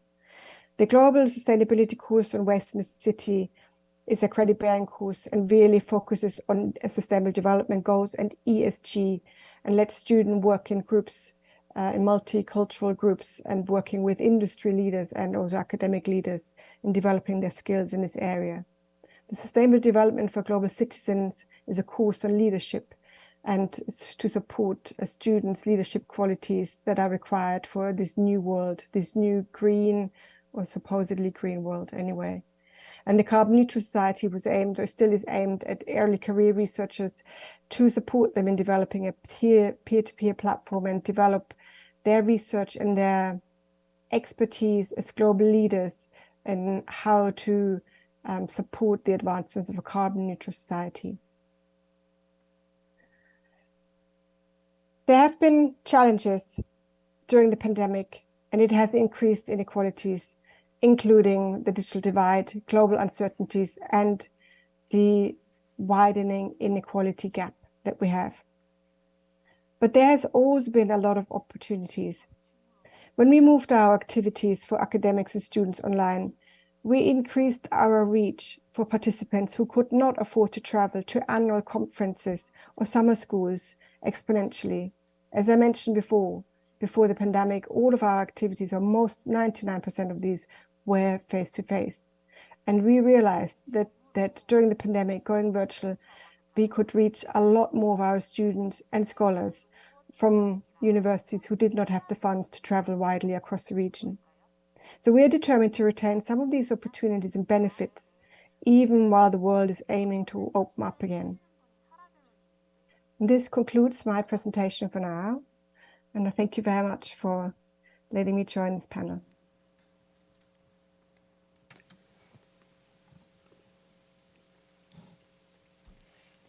네, 감사합니다. Thank you, 크리스타님 발표님께서 Christina, 해주셨습니다. for your presentation.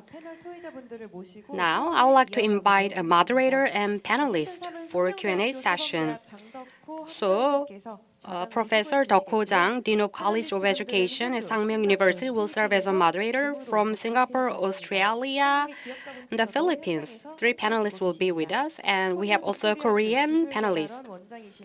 We have Craig Robertson, Chief Executive Officer of Victorian Skills Authority Australia, Mr. Sang Hyun-jeon, CEO of With Positive, and Sarah Billio, our presenter, are with us. Welcome. 네, 세션 3회 Yes, I'm the moderator of the third session. I'm 덕호 Jang of Sangmyeong University. First presentation was given by Ms. Michelle Sarabello.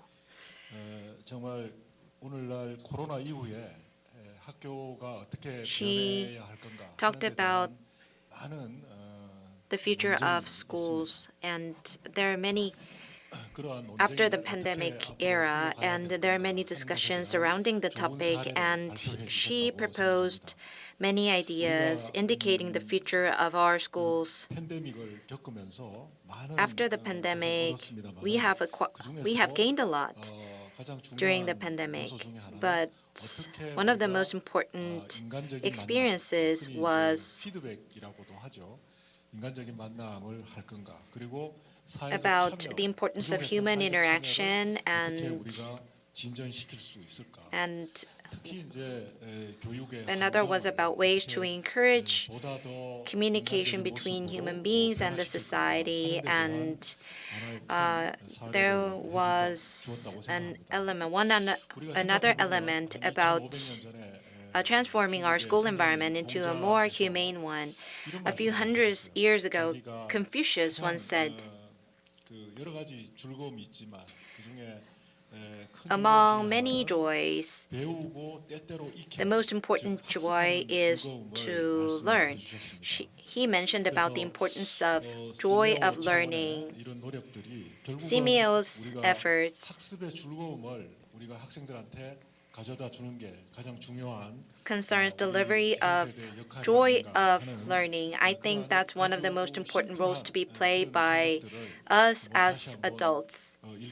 And she has reminded us the importance of giving such joy to our students. And Ms. Christina Schoenleber gave a very much important presentation.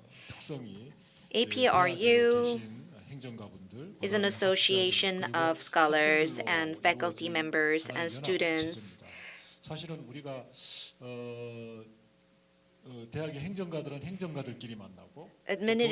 Administrative staff of universities gather together, and professors gather together between themselves, and students gather together between themselves. But APRU is an association of all those groups, and through networking in such a group, these research results were produced, and it was very effectively explained and delivered by Ms. Schoenleber. For future generations,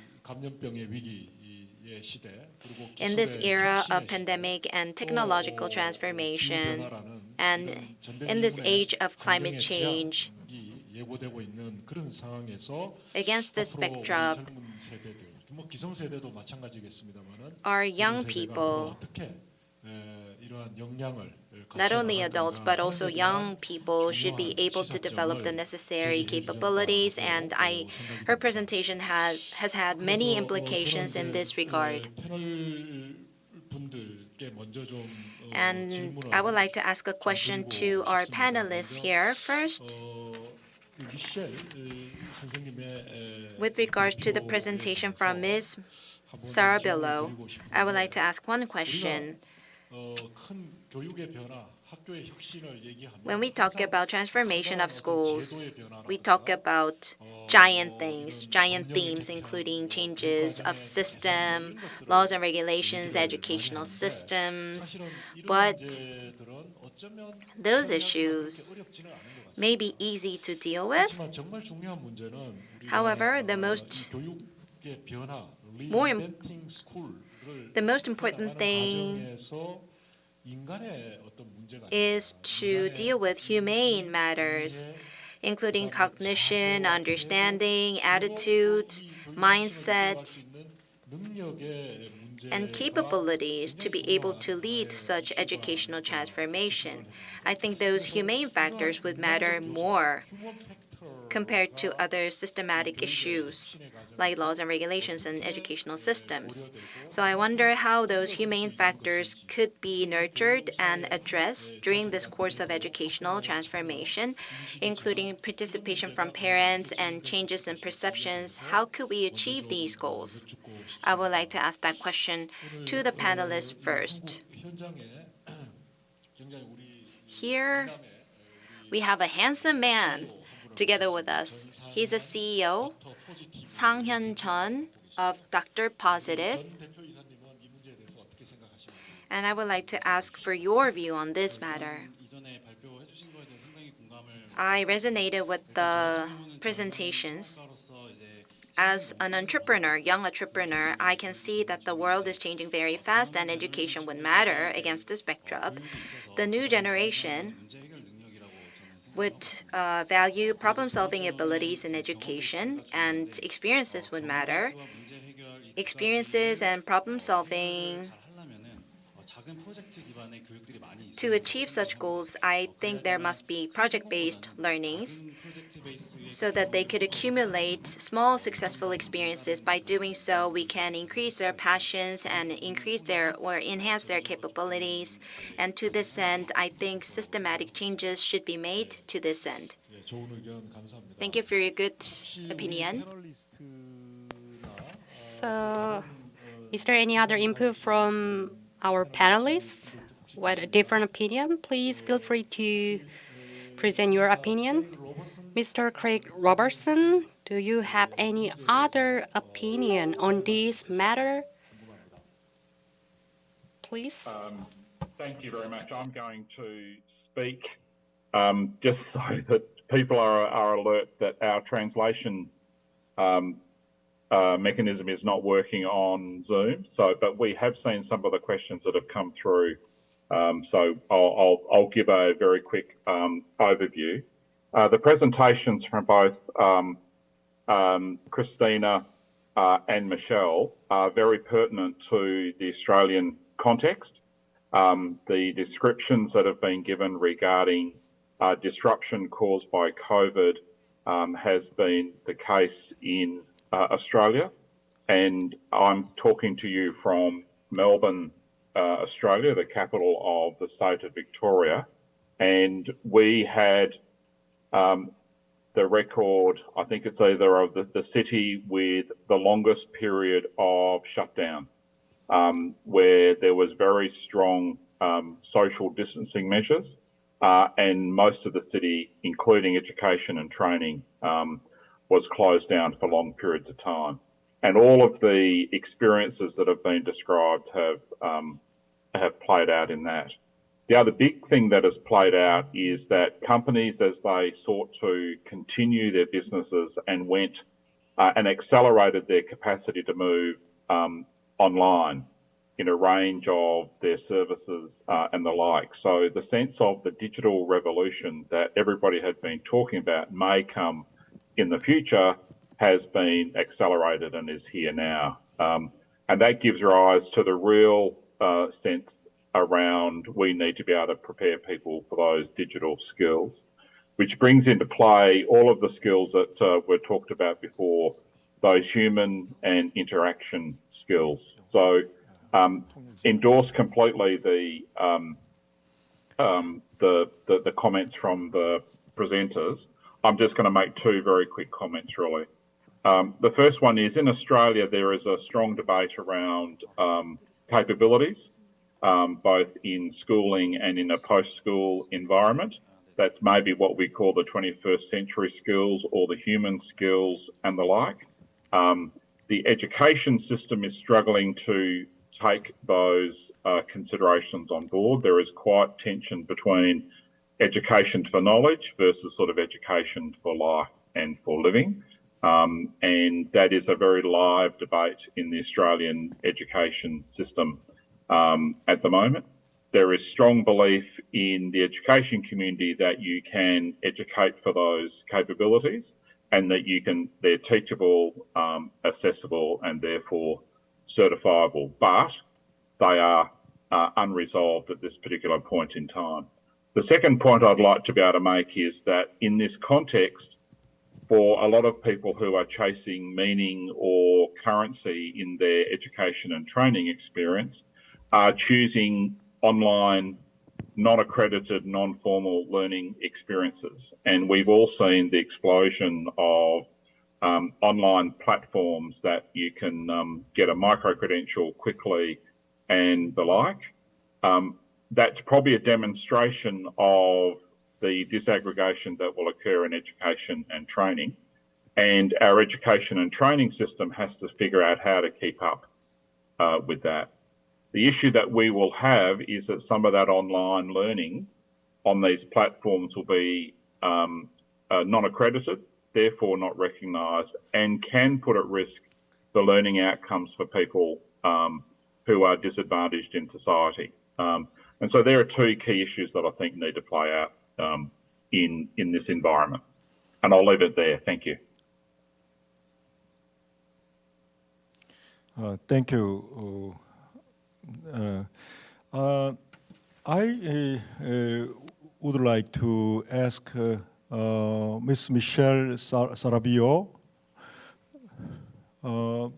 Michelle introduced a very strategic innovation task at CMEO level to improve the technical, social, and psychological environment for quality education.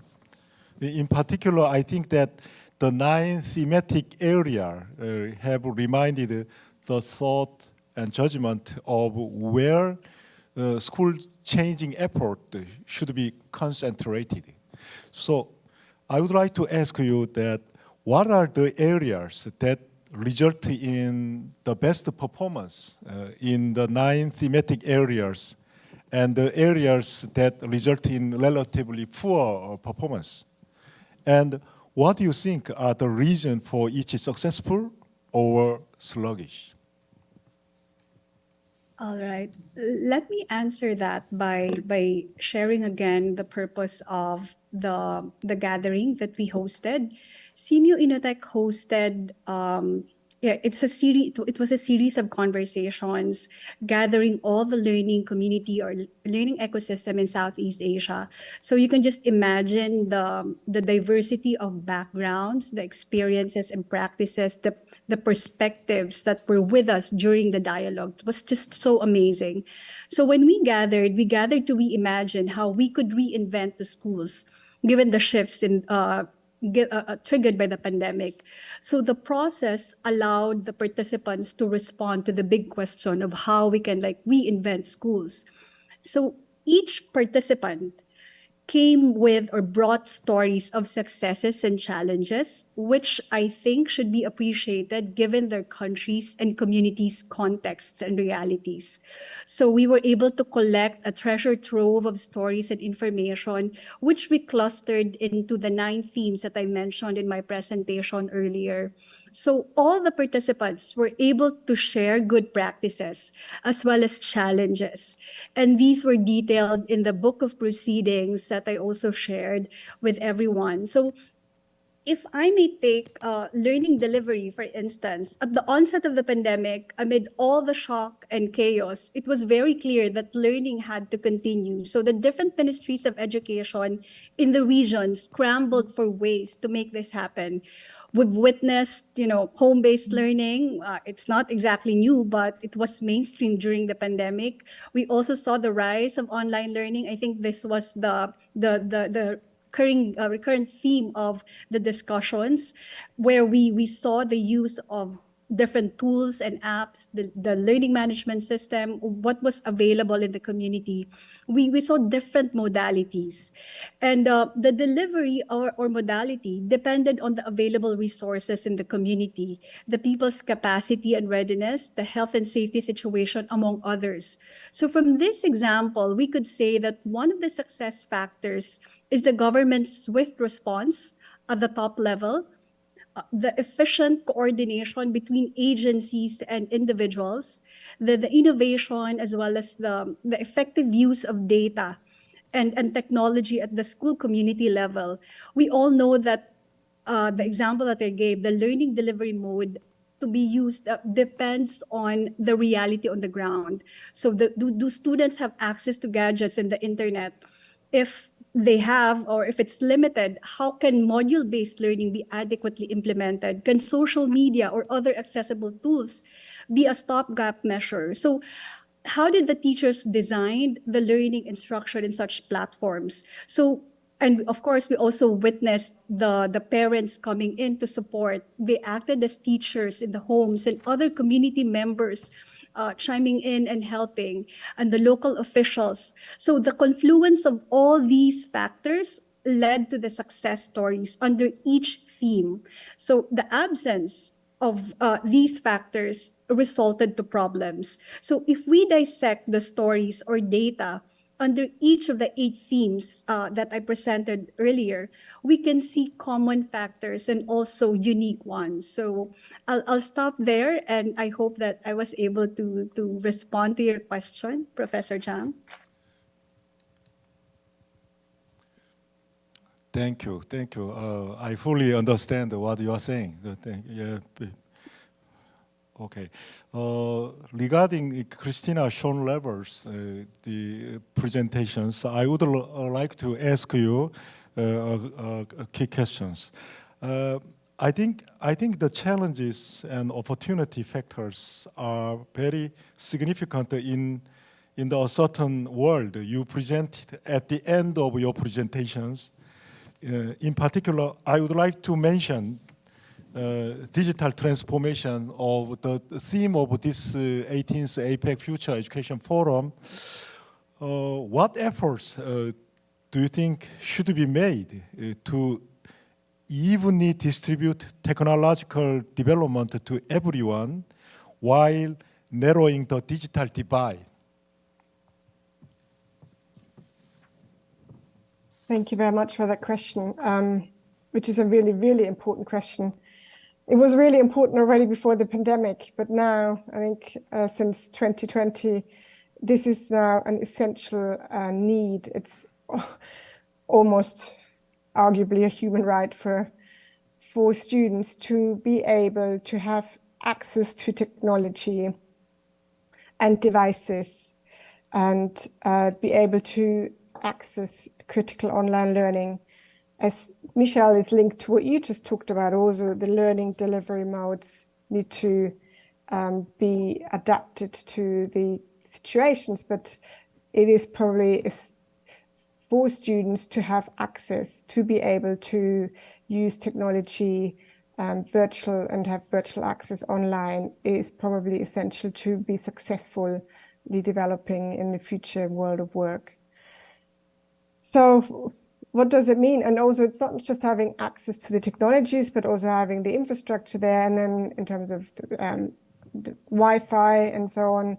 But then also it is, you have the infrastructure, also how to learn how to use these technologies, but then also how to maintain the technologies. And we're talking, this is a global issue. So the Asia region is very diverse, but then they're talking about the other regions, like Africa. There's a completely other needs again there, and which also doesn't impact APEC, but this is a global issue, really. So I can talk about, I mean, I know universities and schools that we've heard about this have done a lot in our region to move forward in changing these inequalities, but there are still disparities between students who may or may not have access to computers or devices like tablets, and it is a reliable access. Not just, in the middle of the night when most people aren't online, but they have access when they actually can study, and the access is in suitable locations. It doesn't necessarily have to be all in their home, but maybe it's in school, or maybe in a community center where they can go, and it doesn't take them a long way to travel to, for example. And I know schools and universities have supported these activities. They've done possible, and there are other ways of saying they can, for example, provide downloadable material, as you, Michelle, as you described some of these modes already, and for students to be able to then continue their learning. But the technical barriers that are there, or the barriers itself, need to be addressed not just by universities, but I think also by governments, and it's local governments and maybe regional governments, and maybe it needs to be even a broader push globally to still, there's still areas that don't have access to online or the intermittent access. You need energy for this, and then you also need you need to be able to have continuing access and the learning modes around this. So it is essential. That is what I'm saying. We're trying. It has, this last 3 years has pushed this forward a lot, has brought the issue up higher, much higher on the agenda again, but by no means has it been addressed completely. But as I said, I just want to mention again, from our point of view, I think this digital world, as many negative aspects as it has had, there were also some really positive aspects where we have now been able to link up and work with communities and students and academics that have not been able to engage with us beforehand due to also lack of funding, and which we hadn't really been aware of, that it was that bad, or that it was that, that is such an issue basically. So it's going to be also important for us to think about how we retain these good sides and also how we address these challenges, I think. I hope that's been helpful in answering your question. Thank you, Christina. You are working in an international association of university, so your scope for the current situation is very wide and to the point. And next questions, I would like to ask you panelists about the competencies for future generations should have. The competencies that young people should have in the pandemic situation and climate change crisis situations are very difficult to develop with some university courses. So I would like to ask you that what social conditions and environment or corporations do you think are necessary? Okay, Mr. John, do you have any answers for that? In terms of like a business perspective, I have experienced that regarding the climate change, they have a small group of organization in the community in Seoul. What they do is they try to solve. They have a mission to solve the climate change, and what they do is that they stay in a park, and then they run through the park, and they pick up rubbishes, and that's one of the mission to solve the climate change. And students will be able to understand well theoretically, but however, I personally think that the education is the integration of the experience. So I think the meaning should be accompanied by the theoretical part and the experience part. So I think it would be better to collaborate or create programs with the local community that allows you to study and actually experience what you experience the weakness. Yeah, that's my answer. Thank you, Mr. John. Next, Christina, do you have answers? Yeah, I would like to just add to this, because that was at the end of my presentation. I don't know if you remember, they had a slide up there about how we try to provide students with the skills and to address the soft skills, but also specific knowledge that they need to be able to address some of the climate change, as they see as a major challenge that they want to engage in. And I completely agree. So environmental awareness is one key element for this, and working with local communities. Volunteering is one way of achieving this, but we're not sure if all students do this. So that's why we've developed some of those options that I had on the screen, such as the simulation, that they simulate how difficult it is to negotiate in a UN context on how do you keep the climate to 1.5 degrees. And other things like the course where we bring in industries to speak about ESG. So because a lot of students specifically in Hong Kong, and I could imagine also in Korea, are very interested in ESG, in environmental, social, and governance, adaptability and reporting for industry. But so we want to give students the opportunity to actually engage with those industry leaders, but find out what they're already doing, and then also learn with experts, find out what are the missing pieces potentially. And the online mode, as bad as it is sometimes, as good as it is there, again, it allows students, for example, from Thailand or from the Philippines to hear from industry leaders from Singapore or from Korea or whatever it may. So they have the connections in there, and we hopefully be able to provide them with to be in starting blocks and continue this journey forward.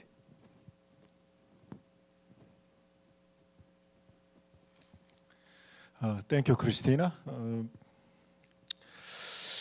Personally, I am a university professor teaching young generations. So as I look through the period of Corona pandemic, I recognize that there is a widening gap among students about on a lot of social skill and understanding of social issues, and I can see that there are big differences among students. So some scholars say it is a problem caused by the digital extremism or overuse of digital media, okay? In a very isolated places, or focusing on gaming and playing, talking, something like that. And some say that it is due to the restriction on social activities in non-face-to-face environment. I think how to solve this problem today is also important issues. What do you panelists think of this problem? Mr. Robertson, do you have any comment on that? Or Michelle, or do you have any comment? Michelle, I'll let you speak if you want to speak. Thank you. You go ahead, Greg. Oh, okay. My sense is that despite the lockdown and the increasing use of social media, I think for young people, the two words that I would use are the notion of they want to have experiential learning, but they also want that to have meaning for them. And so therefore, I think they want to have an educational experience that aligns with their values. And as people have indicated, it's around, I'd almost say it's around human equality, but also thinking about climate change. And when I say equality, I'm thinking about the wage differentials and even the global differentials that are playing out at the moment. I think, therefore, they want integrity in that learning experience. In other words, they want alignment between those values and what they are learning and what they are then expecting to achieve in their life. But I think then taking into account that there's a lot of increased social isolation, and that's certainly what we're experiencing here in Victoria. And so they may be longing for experience, but they can't actually access that experience. I just think we do have to work really hard that our educational institutions can be positive social experiences for them, through which they can move themselves out of that social isolation. So that's sort of my reflections on it. Thank you, Mr. Robertson. Michelle, do you have any comment? Yes, if I may, but Because what comes to mind is like the statement by Stanley Pogro when he said that producing sophisticated learning is a function of the sophistication of conversations that surrounds the use of technology, not the sophistication of technology. So I believe that we need to continuously have that kind of conversation, gathering everyone where everyone can be heard, because I believe the practices that really works will come from the ground. And just like what we do at Inotech, we regularly host the conversation so that the parents, even the students themselves, and of course the teachers, everyone in the learning community has something to say. So I think all the wisdom, the inspiration will be coming. So let's just continue the conversation. Even the one being hosted now by APEC is, for me, very, very crucial. So that's my take. Thank you. I agree, totally agree with your suggestion and Mr. Robertson's ideas. Okay, we are running out of time, and it is a high time to wrap it up. Michelle and Christina, thank you for your valuable presentations. And Mr. John and Mr. Robertson, thank you for your comment and discussions. We are ending the final sessions by these discussions. Thank you for the audiences, your full participation.